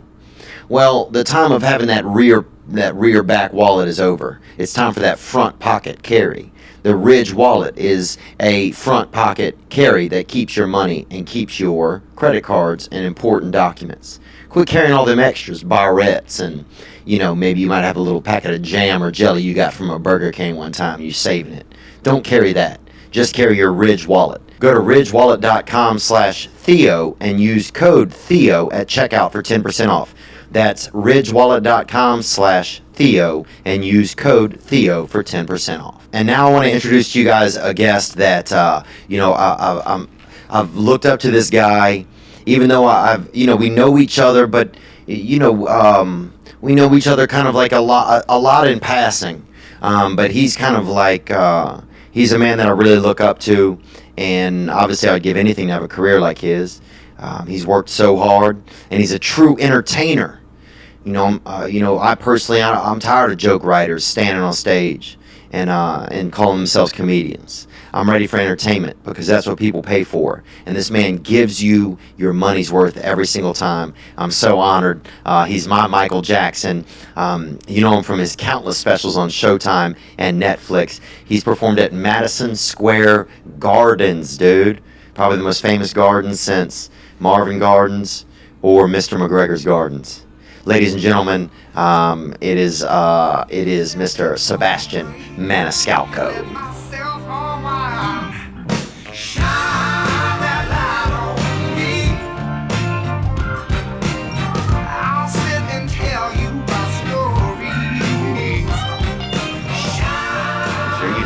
Bro, I can't even imagine how nice it is at your level. I don't need the money. You buying probably tomato farms and stuff. What are you buying? Nick was a premature baby, so he's got a lot of congenital issues. You know, he had little does our producer Nick know that I have huge insurance policies out on him, brother. He used to work at Bronson's Comedy Club. Did you really? No, he did. Oh, yeah, Nick did, huh? Yeah, saw him back in the day. Oh, wow. Oh, yeah, you told me you worked there for 1 week and they had 2 great comedians that came through. Who were they? Sebastian and Jay Larson. Wow. Mm-hmm. Yeah, someone jumped off. It's on. Have you ever been there? Yeah. So it's on like the 3rd level and looks over into an atrium. So the day I was performing there, I walked in on a Thursday night. Someone had jumped off. And committed suicide right before the show with the line of people waiting to get in. So it's a nice start to the week. Dude, I got caught up there. They had I mean, that's crazy at a mall. Go outdoors. You like what I'm saying? Yeah, maybe the parking garage or something. Yeah, have some respect for the shoppers, for your fellow shoppers. Right in the middle where they have the Santa Claus set up. Oh. So this is nice. I like the setup here, man. Who did this? Brady Matthews. I don't know if you know Brady. He's a young comedian. He does a lot of impressions. He did this with Chris Farley. This isn't me or Donald Trump. This is Chris Farley. Oh, okay. Are you a Farley fan? Yeah, I'm a Chris Farley fan. I remember I sat behind his brother, Kevin, at the MTV Movie Awards or something a while back, and got to sit next to Tim. Who was in Shawshank Redemptions? Who was Tim Robbins. Tim Robbins. Yeah, and it was crazy. And I just remember tapping his brother on the shoulder and being like, "Man, I'm so sorry about your brother." And his brother looked at me like, "Shut the fuck up, dude. You don't know him." But now I know Kevin, and it's nice. But yeah, I love Chris Farley. Did you ever work with him? I never did. Chris Farley, I was a huge fan of his, and never met him, never crossed paths. I think he kind of passed away prior to me getting into the entertainment business, so we never crossed paths. But dude, so how much? You must have crazy money now. You got money, and you're Italian, so you probably have like your baby hiding it around the house and stuff. I bet you, because I watch your Instagram videos, man. They're great. It's nice to see you with the family and everything. Yeah. And you know, being able to achieve a lot of your dreams and stuff. But I bet low key, you guys are doing some crazy stuff at night around there, hiding cash under the floors and stuff. You know? Well, if you know anything about Italians, we don't talk money. That's a good point. So, but things are good. I really enjoyed my family, and yeah, man, it's been really, really nice to. And we've talked over the years in regards to like this business and how you break through and whatnot. So it's been a long road, but after 20 years, finally starting to kind of peek my head out of the ground and getting some fans. So. Out of the ground at the bank, bro. I don't know if you know. This is a financial show. Sorry. No. Hey, look, Sebastian, you've never seen like a money guy. I'm just excited for you, I guess. Thank you. Is it weird when, like, if you don't come from money and stuff, and it's weird to start having money, isn't it? Well, I grew up in a middle class family in northwest suburbs of Chicago, and we didn't have a lot of money by any means. My dad was a beautician, my mother was a secretary, and we went on vacation once a year, and we had 2 cars. It was a nice bring up. But, like the Wonder Years, something like that Fred Savage kind of Wonder Years kind of style. Exactly. And now, listen, I'm not a guy who buys a lot of stuff. I'm not a car guy. I'm not I like clothes, and I like actually sharing this success with my family. Right. My father, my mother. Oh, wow. And, we went out to Italy. You know what I'm going to have to do? Yeah. And I typically don't do this. I got to take off the podcast jacket. It's getting a little warm. Is it really? We'll hang it up for you. I'm going to get up and hang it up. No, okay. Because I'm getting heated talking about money. And yeah, Sebastian, you can really pull that over so you're speaking right down the barrel because you got that little sultry voice. Yeah, I know. It's my music voice. Dude, Thank you. I Probably a couple of weeks away from being a lounge. You know how it is in this business, man. Oh man, and I put on a nice vest for you too, bro. I mean, that's very nice. It's It's basic. You look well put together. I mean, we do when I used to party, and a lot of my listeners know this. I used to, get a little bit of drugs, and I would, I had a vest. I probably bought about $6,000 worth of vests, bro. Vests? Yeah. You went on a vest spree? I'm that armless adventure bear, bro. I'll be out there. Man. Do you ever hug somebody in a vest, bro, with nothing else on? I have. It's pretty nice. Good, yeah. I got into a vest. Oh, that's the original honeymoon, bro. That's a Greek honeymoon, dude, right there. You're right, a vest. But no, that's what I spent my money on. And vests. Yeah.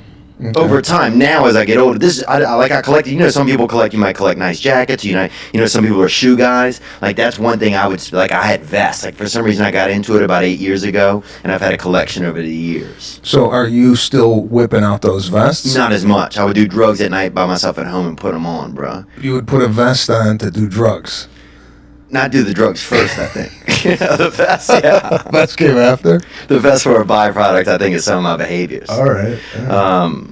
But what was you were talking about spending some cash, and you like spending it on your family. And my family. I took my sister, her family, and my mother to Italy this year, and we enjoyed Tuscany together. So that's what I like to do. I like to kind of share, because these people have been with me, for the last 20 years. They've come to every show, right? And they've been very supportive, and it's very. I'm really into family, and now that I have a little daughter and my wife, that's kind of where my heart is my family. So, yeah. And that's what I talk about in my act. Not only my family, but my father and the whole Italian upbringing, that whole thing. So, it's nice. It's finally nice. I mean, after, I was selling satellite dishes in the mall in a ghetto at one point to get by. I went into $10,000 worth of debt. So, it was a struggle, as you all know, and now I'm very grateful that everything is kind of working out. Evening out.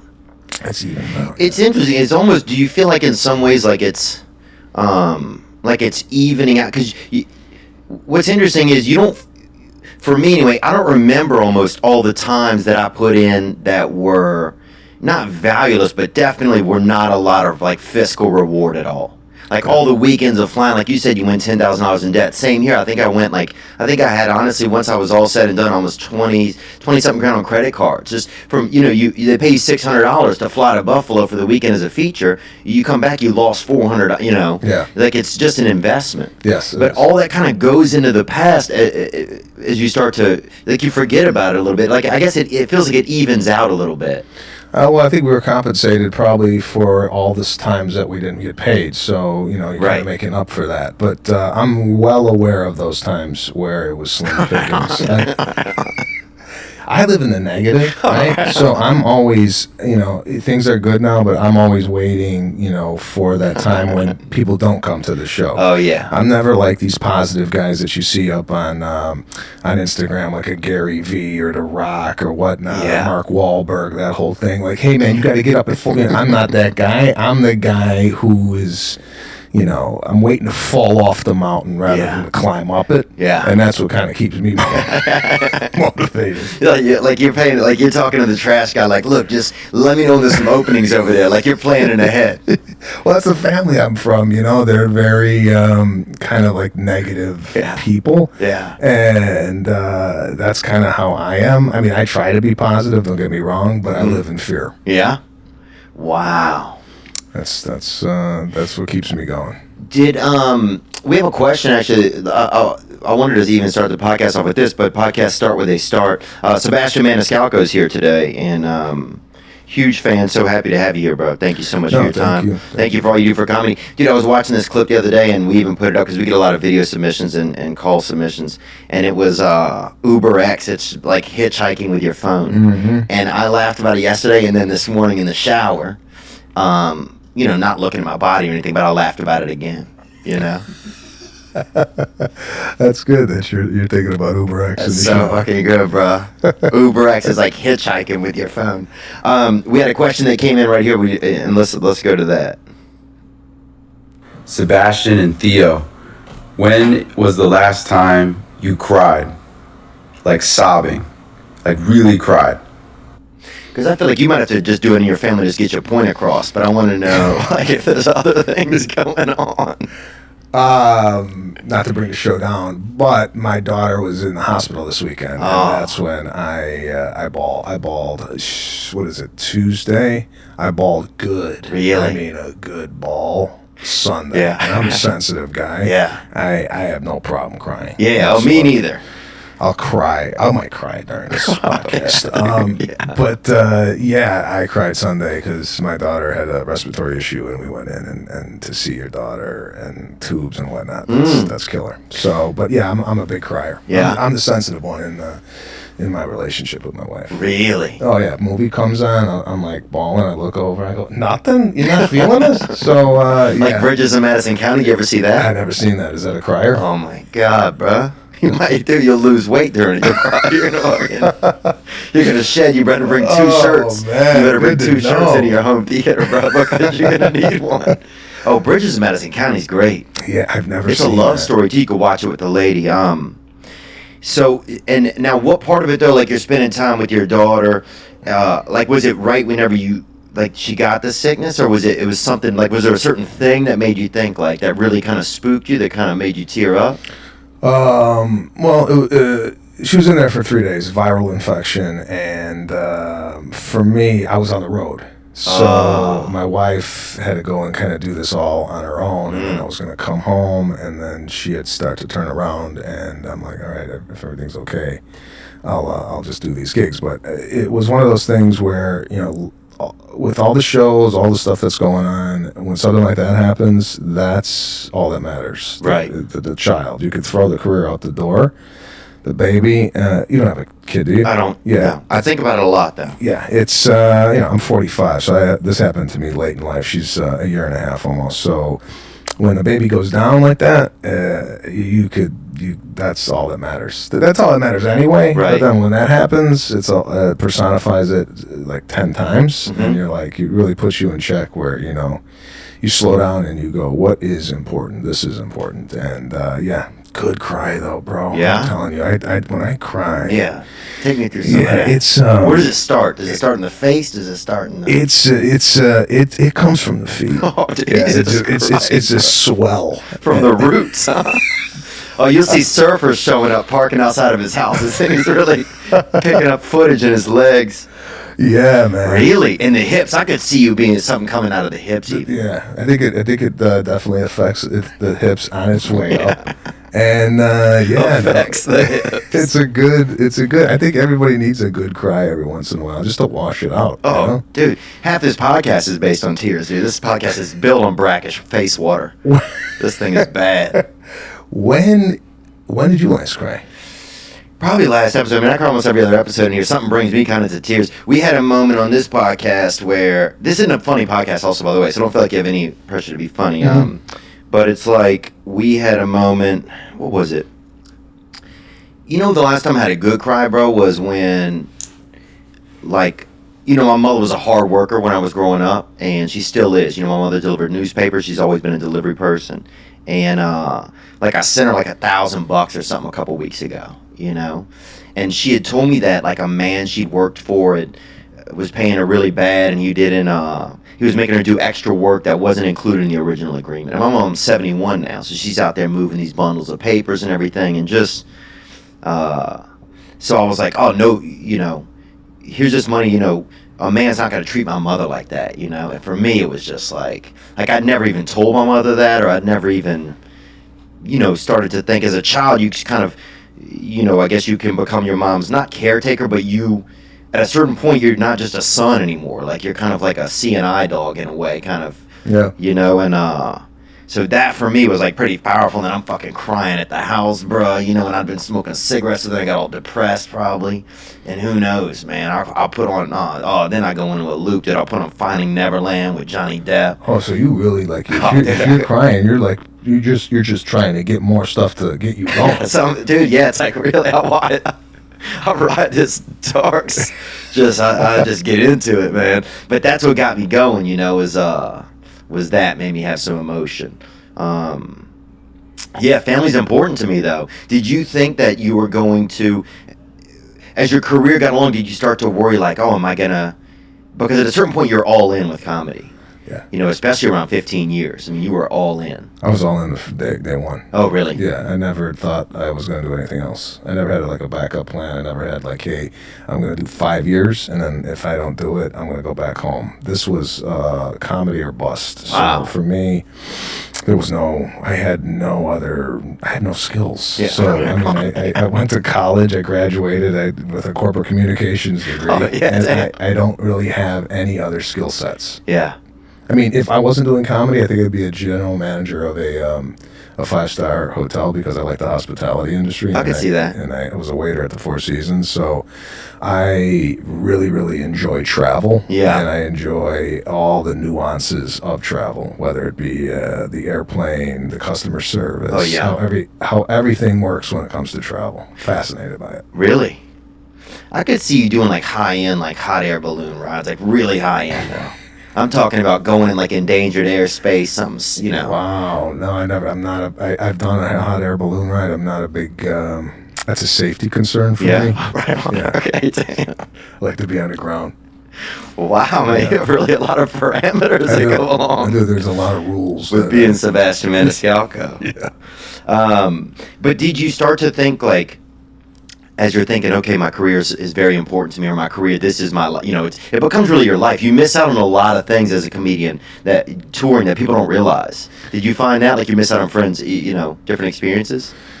Yeah, I kind of, as far as friendships are concerned, I don't have a lot. I don't hang around with a lot of people. Yeah. A lot of my friends are still back in Chicago. I mean, I still have friends here in LA that I've met over the course of the 20 years that I've been out here. But I never felt a missing with not being around any friendships or anything like that. I was so involved in trying, like you know, going traveling every weekend, coming home, unpacking, getting back on an airplane and doing it all over again. So I never really was concerned of what I was missing out on, because I knew in the end, whatever I missed out on, I would be able to kind of make up for it in the success of doing stand-up comedy. So, you know, I've been working for 20 years, and this is the first time this year that I taken like a good chunk off to really kind of reflect, enjoy, have like a little balance. Because with this business, I think you got to live life in order to draw from it. Like that's how I do my comedy. I don't really get my comedy sitting on an airplane or going into a dark room and writing.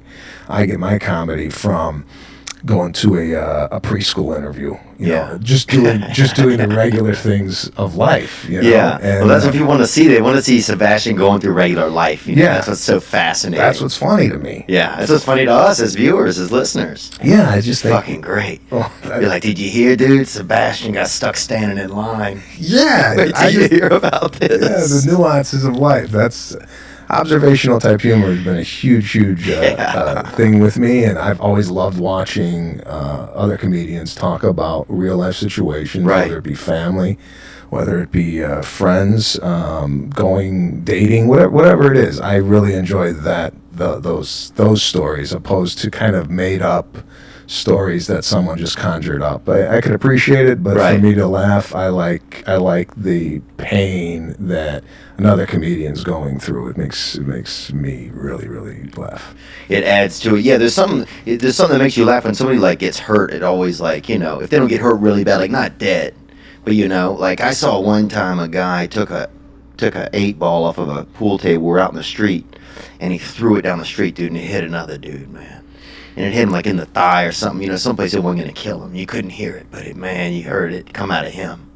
It was like it made no sound hitting him, and then all the sound coming out of his throat when he just yelled. Yeah, I mean, physical pain is often funny, but I'm talking more about, like, you know, when I watch you talk about growing up and you going to school and that environment that you grew up in school. Not that it was painful, but I didn't grow up that way. Right.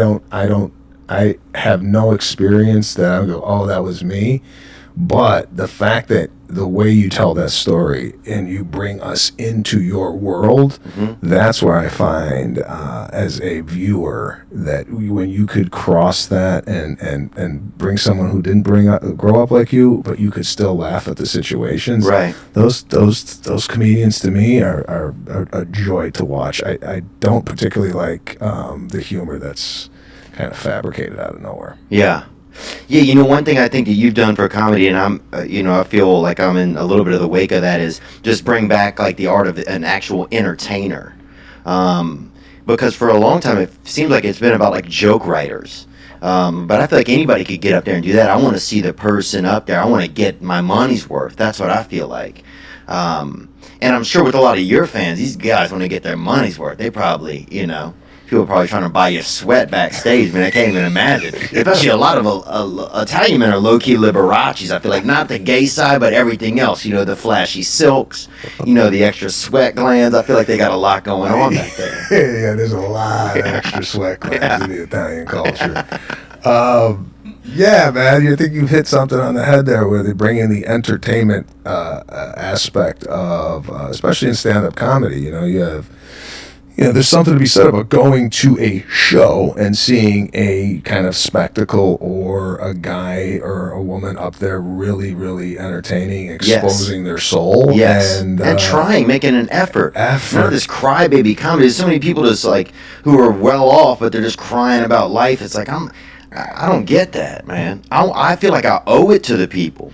Now more than ever. You do, and for these people to come out and see what we do, I've always looked at it as like you're coming into my house, and I'm gonna like if you come take over, your shoes off. Yeah, take your shoes off. Number one, but if you're coming over to my house, I'm going to make sure if like I'm a big observer, and I'm looking at what you got. You got coffee, you got juice. I don't know if you typically drink that, but I'll make mental notes of what you like. If I have a party, I will make sure that if you're a drinker, and I know you drink Jack, that Jack Daniels will be at the party. Yeah. That's kind of how I do with my shows. Like I if you're going to come to the show, A, I'm going to take care of you with the entertainment. B, I always used to go out and meet the people after the show. Yeah. Take photos. That's where I'm at right now, for sure. And if you get that one-on-one connection with somebody, you'll have a fan for life. I'm telling you, and you're doing it the right way, where you go out there and you're appreciative of these people coming out. And I'm so grateful. So that's kind of what I did for the last 10 years. I was hanging outside comedy clubs.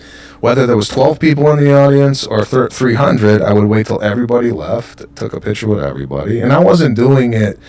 I wanted to do it, number one. And number two, I knew if I did do it, the people would come back and we feel like kind of like we're making it together. Yeah. And my fans are the people I would probably hang out with. Their families, they're like groups. They come in like packs. The whole neighborhood will come out, and it's great. No, it seemed like it's been great, man. Let's take I want to make sure we include some of these. Let's take another one of these video calls. And none of this is live either. We can edit any of this out. Well, this is fascinating to me because I don't do a lot of podcasts.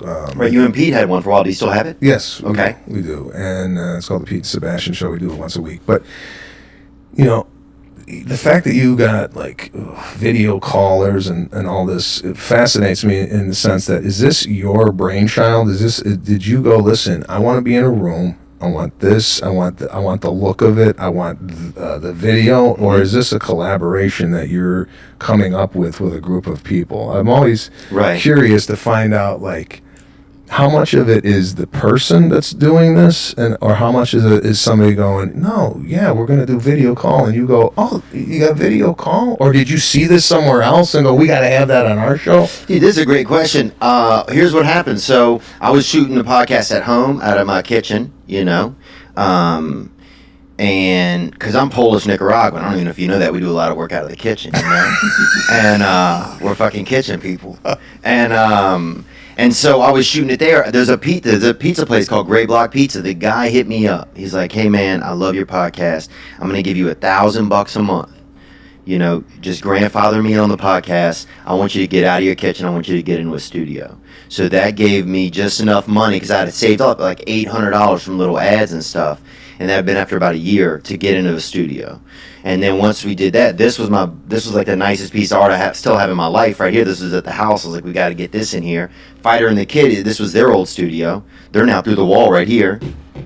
Room one of Brendan's takes. He's taking some shit over there right now. So this was their old studio. He got laid off from Corolla one night for drinking too much at a party. Fucking picked that dude up on the fucking free agent wire, 100%. And with that along the way is that fans have been here as we've just struggled with a lot of stuff and dealt with stuff, and it's been fascinating, man. And now we get 2.5 million listens a month, and it's absolutely crazy, bro. So what was your tipping point here, where you kind of really exploded? And was it your comedy? Was it the podcast? Is the podcast feeding the people coming out to see your shows? Is it vice versa, that you have such a big swell of stand-up comedian fans that they are now listening to your podcast?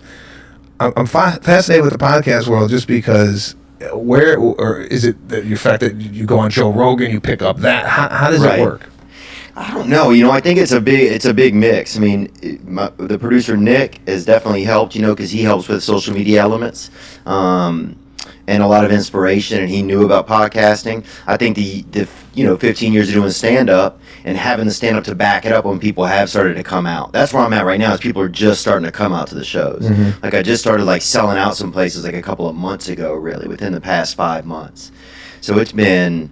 And Rogan definitely helped. I mean, undeniably, he had me on twice within 2 months, and that was that really, really helped a lot. Mm-hmm. Fighter and the Kid's been really good to me. Those guys, Coco Diaz, Joey Diaz, who else? That's been a lot of it. And then showing up every week for the podcast has been, the fans appreciate that. I think a lot of it has come from your podcast appearances, but just going on them isn't what does it. He goes and he delivers, and they're like, I gotta hear more of this guy, so then they look him up. There's a lot of people that do the podcast circuit, but they don't see the numbers increase like he gets when he does an appearance.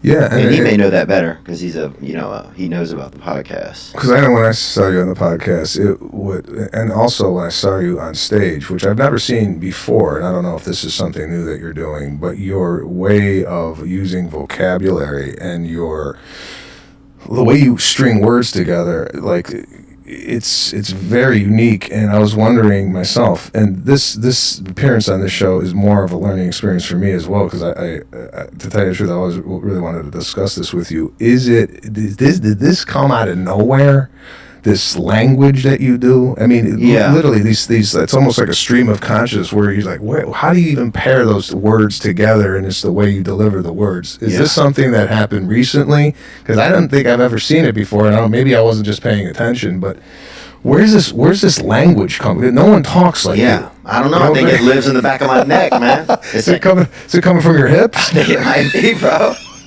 It's that fucking Clint Eastwood, baby. I'm that queso and sommelier bad boy. It's like you just don't know what can be paired up. That's the thing. Well, it's really fun to watch. I mean, I'm not blowing shit up. No, I appreciate it. I'm just saying it's fun to watch, and I remember watching you on. You were doing Yahoo News or an entertainment thing for a little bit. I had to comb my hair and it was falling out. Yeah, dude, I was, dude. The best guy I interviewed over at Yahoo was Mike Rowe. Remember him from Dirty Jobs? Yeah. Dude, that guy was the best. He said he tried for 12 years to sell that show, Dirty Jobs. Really? And people told him, nah. Wow. And finally he got it, and it was a hit. Excuse me, guys. I know we were learning Italian there from the king himself, Mr. Maniscalco, but I got to tell you about something. A lot of people's breath stinks. And a lot of people aren't taking care of them little bad boys in their mouth, and I'm talking about their teeth. Do you know that people brush their teeth every day and that they often do it wrong? A lot of times we feel like the first way we learn to do something and we just keep doing it that way. Well, I used to put my shoes on first and then my socks. And people thought I was an idiot. Was I? I don't know. But there's a better way to brush your teeth is what I'm trying to tell you. And that is with Quip. QUIP. Quip is a better electric toothbrush created by dentists and designers. It was designed to make brushing your teeth more simple, affordable, and even enjoyable. A lot of people, they brush their teeth too hard and they're just beating their teeth. It's like they're just like beating a baseball bat against a dirty Chevrolet. And that's not what you want to do. You want to take care of your teeth properly, and that's what Quip does. It has a built-in 2-minute timer that pulses every 30 seconds to remind you when to switch sides. And it declutters your sink or cabinet and makes traveling with an electric toothbrush way easier. You just charge it once and it stays for 3 months on one charge. No more old bristles, none of that.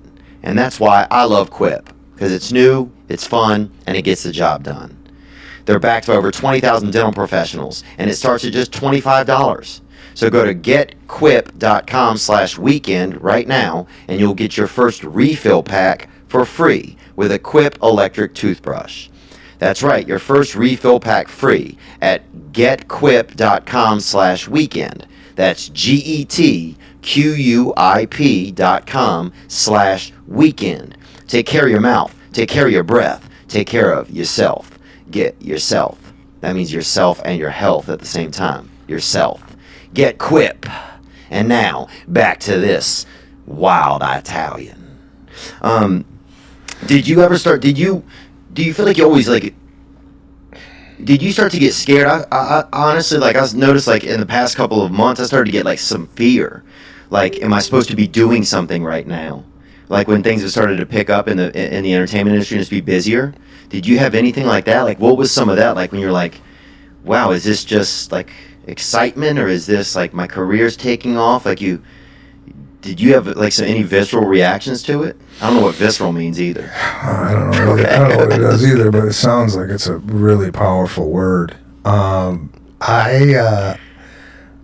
learned to, I don't think it's fear. Yeah, I think it is fear. Like, I always live in fear, but I'm always fearful. But as far as, like, doing other things, it's like, I never wanted to spread myself thin. I don't want to do stuff just to do it. Right. I don't want to go on a show where, you know, it's here, for example, like a talking head show, like a Chelsea Handler show type show. I don't like doing those shows because I just know it doesn't showcase me in a good way. I don't like vying for the attention of a host or whatnot. It's just not my style of humor. It's more a little bit laid back and kind of just comes and goes. And I'm not the guy who's, like, always on or wants to get in. So right. Yeah, you're not that guy. Yeah, I just didn't want to do shows. I have nothing against the show. It just doesn't showcase me in the right way. And I felt like, when that was happening, I'm like, oh man, do I have to be on these shows to sell tickets? Because it seems like everybody that goes on those types of shows was selling out. Really, remember? Yeah, really Fortune, well. Josh Wolf, all those guys. Yeah. And you sit there and go, well, no, I'm just going to stick to my guns and I'll find another outlet or I'll find my own way. I just know that way for me is just is not going to showcase me well. That's why sometimes I don't like doing podcasts, just because sometimes I feel like, oh, you know, I got to be funny, or you know, is this something that people are going to go, oh, is it, you know, I don't know. I don't know what's interesting about me. Mm-hmm. I'm sometimes I'm like, why does someone want to hear my story? And when I wrote a book, I'm like, do people really want to read what I've been through? I felt like I didn't even have a book in me. You know, I didn't have cancer and overcome it, or I didn't have like this big, you know. Yeah, you weren't sex trafficked. Yeah.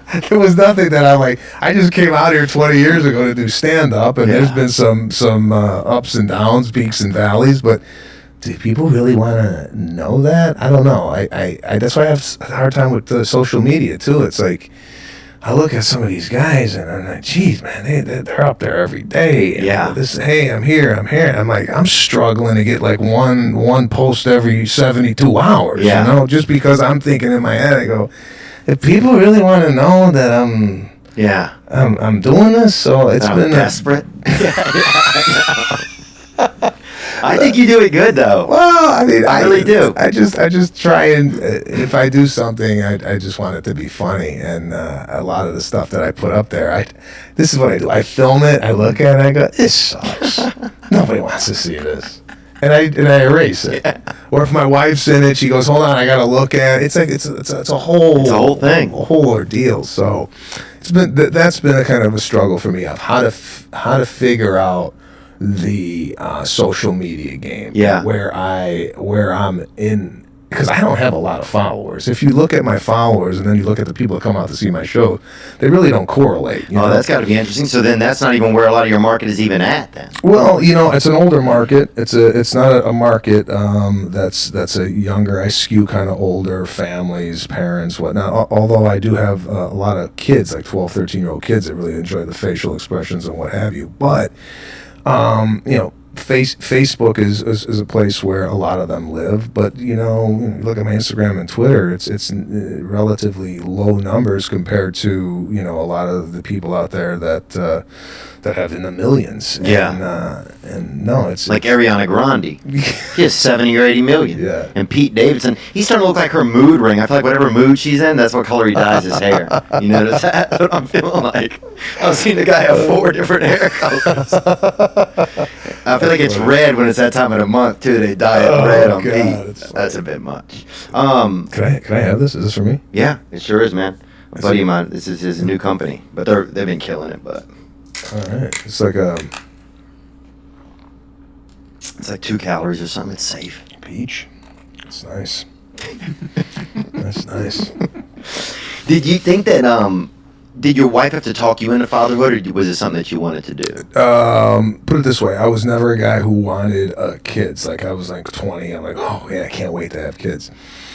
But as I got older in life and a little bit more secure in my job and I was stable, started having a family was one of my priorities, and so glad I did. It's like one of those things, you hear it time and time again, man, I wish I would have done this a little bit younger, but actually the timing of it all really, really worked out. I mean, I was not talked into this. I wasn't talked into me. I don't have this relationship where it's like the woman is like, we got to get married. Right. It's not like that. And my wife is super opposite than me, and that's why it works, and never pressures me to do anything. It's not that type of relationship, but having a kid for us is, man, it's really something special. Yeah. And what is it brought out of you that you didn't know? Because I mean, I'm kind of fascinated by that. I'm scared. Like I get scared about that kind of stuff. I get scared like I won't be able to, like I'll mess up the relationship in the family, and then I won't be there for my, like I have a lot of fear, I guess, about that kind of stuff. Did you have any fears about it, or it just wasn't something you were interested in? No, not necessarily fears. It was, first of all, doing it with the right woman. Mm-hmm. I don't know how the hell these people have kids and they can't stand their wife. I don't know how that even works. Yeah. I mean, you gotta love the person you're with in order to bring a child into this life, because I'm just, in my personal opinion, looking at the trials and tribulations of parenting. If you're doing that with someone you can't stand, God, does that suck. Some Muppet out there. Some lady's in her car all night eating chips and everything and drinking big sodas, bro. Fuck that. Dude, this lady in our neighborhood, bro, she used to say that she lived by us, but she would just park out there and drink big sodas in her car. Straight out of a 2-liter, dude. No straw, nothing. To the dome, bro. That is aggressive. She was aggressive, man. She used to also deliver cookies for a while, but she got laid off from there. Anyway. Man, did you closed your eyes on that? Did you see that? Man, you were like reliving that. I thought it was, you look like a singer. Or almost like reliving that moment. Jeez, I never seen someone close their eyes when they were telling a story before. Bro, I'm the Smokey Robinson of bullshit. Let's bring in another video question. We got some great ones. Hello, Theo, Sebastian, and all this past weekend listeners. I am a dark arts enthusiast from Turkey, and I just freaking love this podcast, and I love both of you guys. But I just had a question for Sebastian, because I remember him talking about being a shy guy growing up, and was just wondering how did he get out of his shell and decided to pursue comedy. I would just love to hear more about his upbringing. Thank you. Yeah, because you're shy. You're like, who you are on stage doesn't fit with who you are 100%. Like, people probably expect you to just fucking just juggle in front of them and fuck their buddy or fuck their female buddy. You know what I'm saying? Though? Like, people expect this. Yeah. No, I'm quite I'm like a loner. I'm like a lone wolf. Jesus Christ. No, I mean, growing up, I was never the class clown. I was always the quiet kid. I really, really enjoyed getting up in front of the class and doing a book report or what have you, because this is what have you. This is great. I just looked at people when they went up in front of the class, and it was boring to me watching them. Yes. And I'm like, come on, man. This is like, we're here for 3 hours. Give us something. The guy's like, I'm here for the Indian in the cupboard guy. I'm fucking nervous as hell. Just give me a minute. He's in the back with a lion's whip in the back. Yeah, man. I don't know. I wanted to be entertained. Right. In school. And I felt like, I'm like, wow, these people, like, I felt like we were getting our money's worth. Yes. And I felt like I can't wait to go up because I know I am really going to make these people laugh. I not necessarily read the book or anything like that. Yeah. I kind of masked my inability to do the work with the humor. Right. And that's where I felt. Yeah. That's where I felt. I can relate to this, man. Yeah. So like, you make people laugh. And maybe you forgot why you were there in the first place. Yeah. That's kind of how I grew up. And I wasn't the popular kid. I was kind of on the outskirts. I played soccer. I didn't play football. Really? I hung out with a bunch of guys from another school. So creep. Well, nothing fits your own life. No, man. I've always been on the outer perimeter of what's going on. Whatever's popular, I'm always on the outside, kind of looking in, and that's been the story of my life. I've never been the popular guy. I've always kind of done my own little thing, and that's it. So this question that this woman from Turkey had asked, I feel more comfortable on a stage talking to people than I do in environments like this. Yeah. Because then I tend to like edit myself. I tend to be a little bit more reserved. I don't talk off the cuff. Everything's kind of, I don't know. I get in my head a lot when there's like 2 or 3 people around me. Yeah. I'm not like I'm not fun guy. It's not who I am. But you got to admit that we need more Mexican people in the NBA, though. You got to admit that. Like, you got to admit. Yeah. No, the quota of Mexicans in the NBA is low, and we need it's more. Way too low. I don't know if you've ever seen Mexican guys play basketball or not, but it's. No, I haven't seen a lot. Why is it? Oh, it's 30 on 30 with a soccer ball. You know. And Jason Galern, you know him, he's a comedian. Yeah. He's like, yeah, and every shot is an 11-pointer. But we just need, I feel you, man. I mean, I think I feel you there.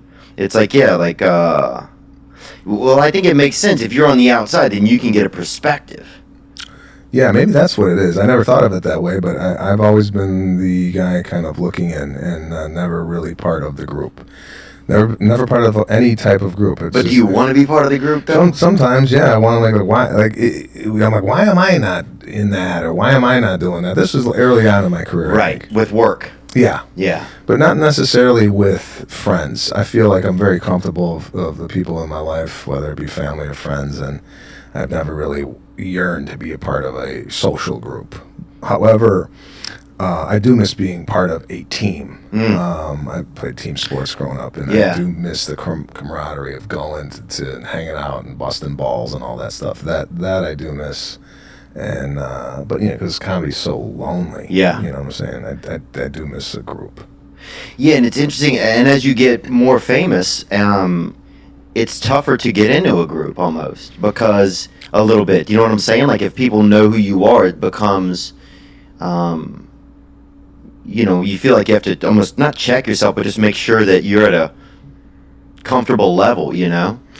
Yeah, I mean, any type of like group activities, and my wife and I are kind of not struggling with this, but it's like we've moved into another chapter in our life with having a baby. So now we are looking for people with those shared experiences. We're looking for parents to kind of hang out with. Right. And with Serafina, my daughter, who is going into preschool in another year, we feel like we're going to be introduced to a whole new group of people, and which is going to be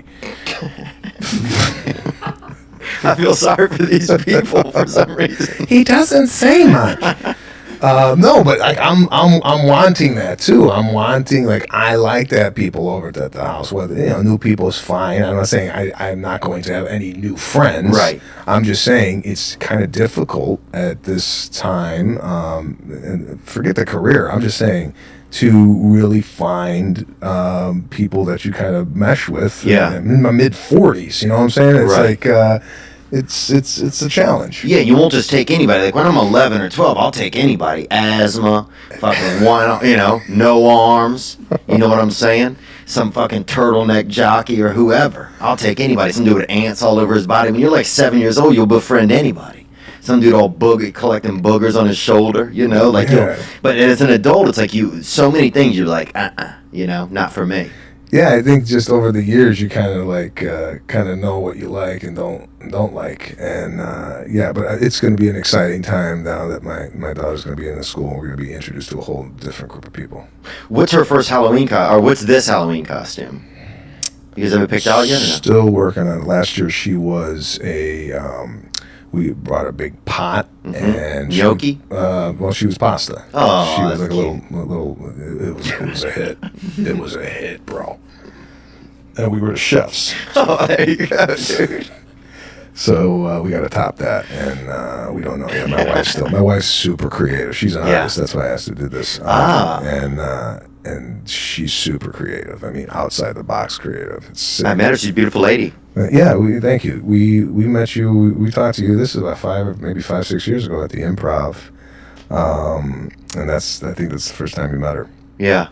Yeah, and you have a sister too that almost came out or was gonna come out to see my show. Maybe it was an I canceled. I remember, but I canceled. Yeah. Cancel on your sister, bro. But hey, that's a gentleman in your book, probably. That's right. The guy that doesn't take your sister out. Did you ever reschedule that? I did reschedule it. It was okay. It was good out there. I thought the service was a little weird at the club, but I thought everything else was good. Dude, who told me a good story the other day? Stanhope did some shows there. He had Johnny Depp come out to watch him. Oh, wow. At the Oxnard Improv. They just put a chair off to the side, in the crowd, but off to the side. Johnny Depp sat there the whole time, watched him. Then they went in the room and stayed in there all night just drinking and smoking cigarettes. Did the crowd know he was there?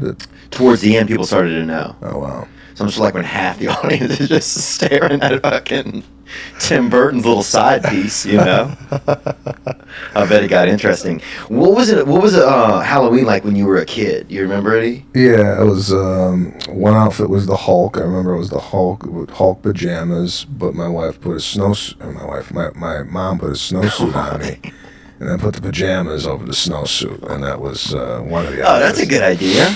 And then another one was Rocky. I was Rocky, and how many kids were Rocky though? A lot, but I had like a really bad Rocky outfit. I had a Rocky kind of taped with medical tape to the back of the rope. A lot of the outfits were not like high end at all. It was like piecemeal. Oh yeah, we had a guy who just drew a swastika on his back one time. Jeez, can you hear me? Oh, there it is. Oh, there we go. Oh my God, that's illegal, bro. Oh, this is a Chinese family reunion right here. This is absolutely adorable. Oh, that's so cute. When you look at your daughter now, can you remember her being like that? Yeah. I mean, she is small. I'm looking at her now and going, wow, she's really grown. But yeah, that seems like it was yesterday. But yeah, man, it's great. I mean, you have a little baby like this, and you're doing these things, and seeing the smile on her face, and she's talking now. She's just starting to walk. It's really cool. You got to get one, man. I'm thinking about it, man. I want to get my sperm tested somewhere. They do all this other stuff where you can get everything tested. I just... Wait. You want to get the sperm tested? Yeah, just to make sure, that I'm, that you could have a baby? Yeah, that I can have a baby, So do you have a girlfriend? Yeah, I got a girlfriend. I've been seeing this white girl. She's good. An adult, bro. These days, look, that's good qualifications, man. White and an adult. Yeah, look, I would go any race or ethnicity. I don't think, not gender. Yeah, I'd go any race or ethnicity. But yeah, she's white adult, but we'll see, we're figuring it out, man. I struggle with that kind of stuff. I've always struggled with commitment, You never really had a long-term study? No. I've always been uncommitted in relationships. I think I've been uncommitted in my relationship with myself, even when I really think about it, like in my own life. You know, like we'll see if this takes. You know. Well, how old are you? 38. Oh, okay. Yeah, man. I think this is good for you. Maybe you settle down with the white girl. No. Well, it could be. Look, it could happen. You don't know. What was the number one thing? Like, is it like? Because you see a lot of people that are real fuck buddies out there, and the next thing you know, they're broken up by Thanksgiving. You know, a lot of these things, relationships these days, it doesn't even seem to be something a lot of kids are doing.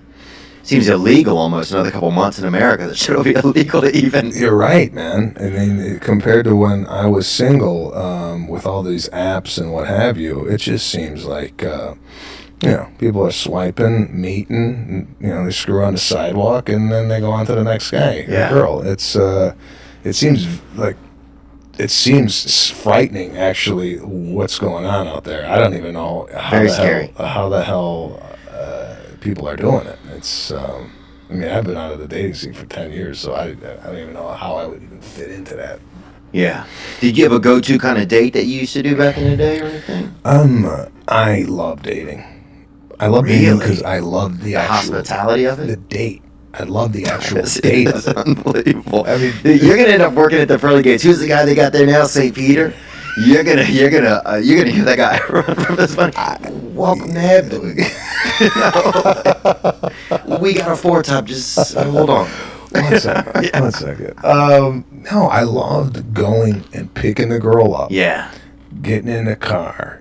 Surprising her with a little place that some music. Now, would you put music on in the car? Not in the car. I'm not a music guy in the car. I'm not really a music guy in general. Me neither. But I love going. Like she's going, where are we going? Nah, that's a little surprise. I never really told her. Like I'd find it's a place in Chicago called Pops for Champagne. I remember taking her. I was 19 and took her downtown to the city. Like a lot of other guys were just like either hey come over, let's go into the movies. I'd go on the expressway, 30-minute drive, pull up Pops for Champagne, at a fake ID, sit down, watch a little jazz. I just love the experience of the actual date. Yeah. Going out and showing a girl a good time, that was my go-to. That's what I loved to do.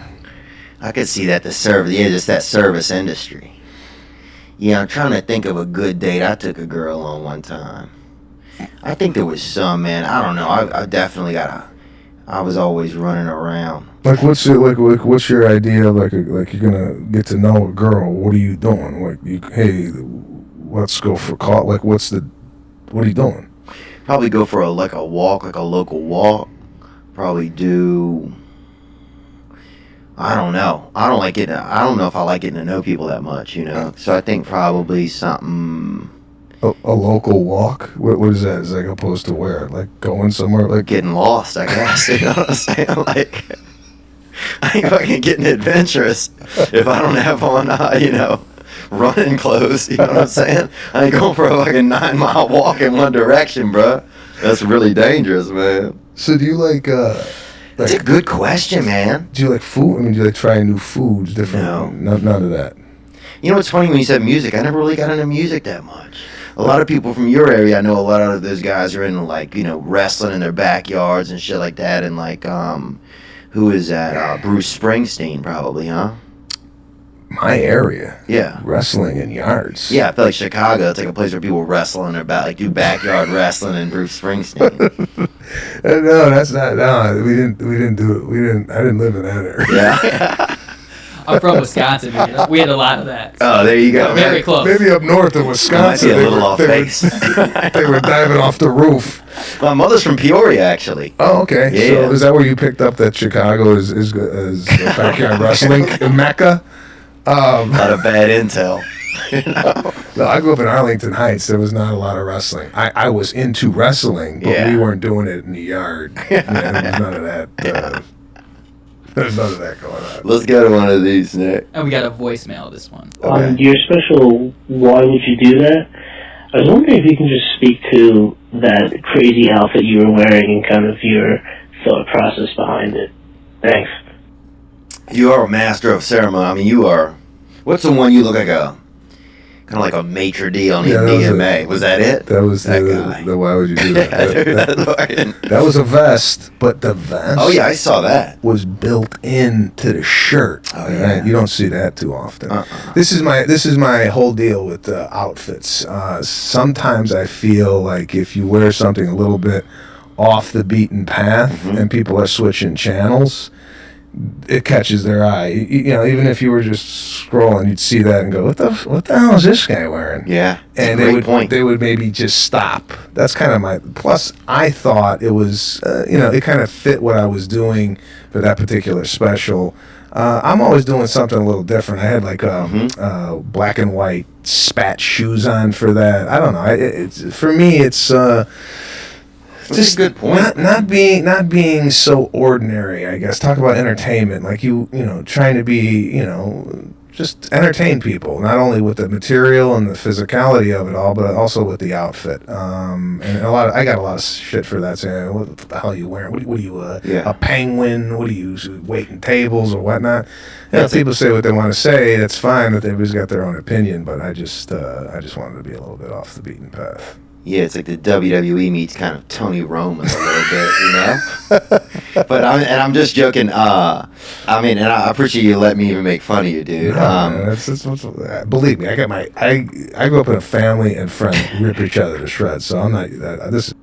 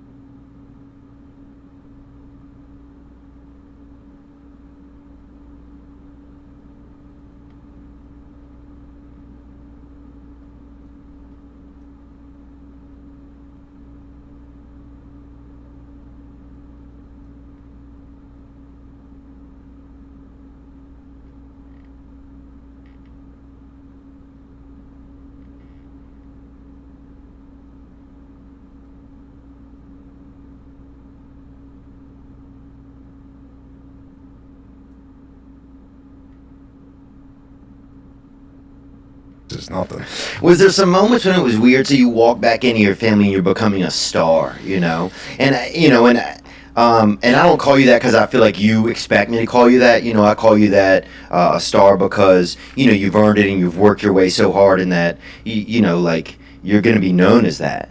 But was there a moment when you go back into your house when you almost? It's not like you have to keep your ego in check, but you got to just kind of make sure you know where you are a little bit, because your ego is this thing that can kind of grow inside you and be like a real dirty boy, I've never really even thought of it. My family keeps me so level-headed that I've never even thought, well, I'm doing well or I'm a star or whatever. It never even enters my mind. My sister, my mother, my father, my wife, they joke. It's all a joke. It's even if I did say something that would be a little bit more like I was acting as a star, they go, we big shot now. So it's all in fun, and there's never been a moment where I'd actually had to check myself, because there's no really check. I mean, I'm just a guy doing stand-up comedy that happens that a lot of people come out and see me do what I do. So nothing's really changed for me with my relationships. So you don't have to, okay, so you weren't thinking they're going to look at me different or they're going to think of me different. No, they're very proud. They're very excited. They've been there from day one. They know the journey. They know all the failures I've gone through as well as the successes. So they know it. They know it inside and out. And I've never had to stop and think otherwise. Yeah.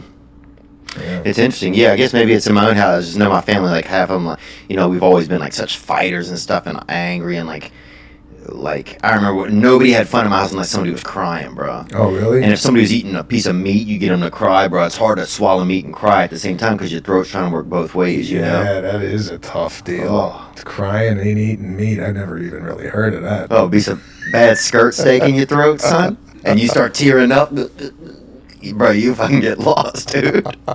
Straight up bridge to Terabithia in your throat. What else you got here? Another voicemail. Okay. Hey, what's up, Theo? This is a question for Sebastian. I was just curious who is his comedy influences starting in his career. Peace. Comedy influences, I grew up watching Three's Company. John Ritter was a huge influence on me. Noise is Off, have you seen that? No. Some movie that he was in, it's really, really neat. No, I haven't seen that. But his depiction of John Ritter with the physical comedy was always, I learned a lot watching him. I mean, I'd watch Three's Company like game tape, I would just look at his, he could just do a movement with his head and you would just know how he was feeling. It was all a lot of facial and pratfalls and physicality. There's one episode that really sticks out when he was trying to sit on a hammock, and the hammock kept flipping over, and the way he would flip over and look surprised, it was just really, really brilliant stuff. So him, Johnny Carson, I always loved Brian Regan, Jerry Seinfeld, George Carlin. Grew up in the Eddie Murphy days. Yeah. Dice Clay, I've looked at his career and just talk about a spectacle and making a show. I opened up for him for 2 years. So the way he would, and we've had talks about this off stage, he would say, it's entertainment. It's larger than life, and that's kind of learned just talking to a lot of different people and their process. So yeah, those were the influences growing up, and Michael Jackson, maybe. Michael Jackson, out of the kind of talk about spectacle. His quick movements sometimes is a surprise to the audience, and I've incorporated that too, just where you're telling a joke and the audience is there with you, and then you bust out into a physical move. It's unexpected. It takes them off guard. In this day and age too, with everybody's attention being so fragmented, I mean, I've I got to give these people a show, not only verbally but physically, and it keeps the people on their toes. You could see they're almost waiting for it. They're almost waiting for a jolt or whatever. And Michael Jackson, watching him, not only in his stage show too, which now I'm kind of, as I'm doing Munich, theater shit. Is that one of the ones that you enjoyed watching? You told me about it. I remember asking you one time for advice. You're like, Michael Jackson, Munich, Germany, and okay, that's all he said. That's all he said. And Budapest was also a good one, but his stage and light show, which now I'm also looking at, is I am bringing in production for the show, large screen. Like a lot of what I do is in my face, and you can't see it if you're in the balcony. So I brought in a large LED wall behind me where people now in the entire theater, and when we do arenas, we do it in the round, and we put a big screen above me where you could see it all. And the lights, I'm into how do you light the audience? How do you light the stage? Do you light the stage when you're doing arena? Do you put a laser light around the stage to outline it? All these different things I'm totally into, and that's why watching Michael Jackson in his stage show and seeing his Bad tour when I was back in Chicago in 1985 or 90, I forget what it was. But I just was fascinated about the spectacle of the show. Yeah. It's, at the end of the day, you got to make people laugh. Right. That's what they're there for. Right. Are they going to notice that, oh my God, he's got lights on this? They're not, but it's almost like it's you, when you walk in, you create an environment for people, and it's expected. And if you don't have it, I think it's noticeable. Man, it's interesting how hospitality is such a thing in your life, you do want to give them something. You want to give them something. You don't just want to take. Yeah, they're paying a high ticket price. Yeah. So you want to give them the enjoyment of going out and enjoying an experience rather than just a microphone and a curtain. Yeah. And that's fine if you're doing that. But for me, being in that hospitality mindset, I just want to give people a lot of options. You come to my house, I'm not just doing burgers. Right. I'm doing burgers, Italian sausage. I'm doing, I'm going to have a little steak on the side. I put out a plethora of different things for people to enjoy, and it's always been in my head. I mean, it's transferred into my career. It started just me knowing the ins and out of hospitality, working for the Four Seasons Hotel, right, and anticipating people's expectations. And that's kind of what I'm doing in my shows. I'm trying to anticipate what people are wanting when they come out for an evening of comedy. Do you think that, do you have like an ideal show past the one you've done? I mean, is it scary to go out into like an arena and like Madison Square Garden? Is it scary to go out in these places and have, and feel like you're still doing comedy? No, I don't feel that at all. I feel like, this is just a bigger setting. There's more pressure in the sense that, we're doing a Madison Square Garden is kind of the epicenter of, New York City and the world's famous arena. So, yeah, there is definitely an added pressure, but I feel like, wow, now I could really start entertaining people. Yeah. Wow. Really start showcasing what I do. Not that you have to be in an arena to do that, but it brings a level of excitement that just isn't there in maybe a comedy club. Yeah. I mean, a comedy club is great. I love comedy clubs, but it's just another level of excitement for me. And your dreams were in arenas, it sounds like. Not really. I didn't want. I came like up. If you're setting of your dreams, like you're thinking about a Michael Jackson or something like that, you're like, that, or not that you're looking for that, but it's in the back of my head. No, but if you see it, Michael Jackson, he's in an arena. It's there's something else in that environment, Yeah. I had it in me, like if I ever got to a situation where I had to bring in lighting or bring in sound or what have you, that's the way I would want to do it. Yeah. But ultimately, I mean, I came out to LA in 1998, and my goal was to do stand-up comedy for a living. That's it. There was nothing else in the thing. There was no sitcom, no movie. I didn't want to do any of that. I want to make people laugh, and I want to get paid for it. That's it. And it's grown a little bit past that, but I was always kind of prepared of what I kind of wanted, if I ever did get there, of how I wanted it to look. Aesthetics is big with me. Yeah, Jesus, you'd have been the most insane interior designer. No, or magician. Well, I tell you, it's my wife though too. Really? Well, here, I mean, look at you. You could just have this place as a gray walls, and that's it. Right. But you bring in, this. You bring in the painting. You bring in the mural. There's a lot of extra things here that you bring in to make the environment what it is. And, yeah. And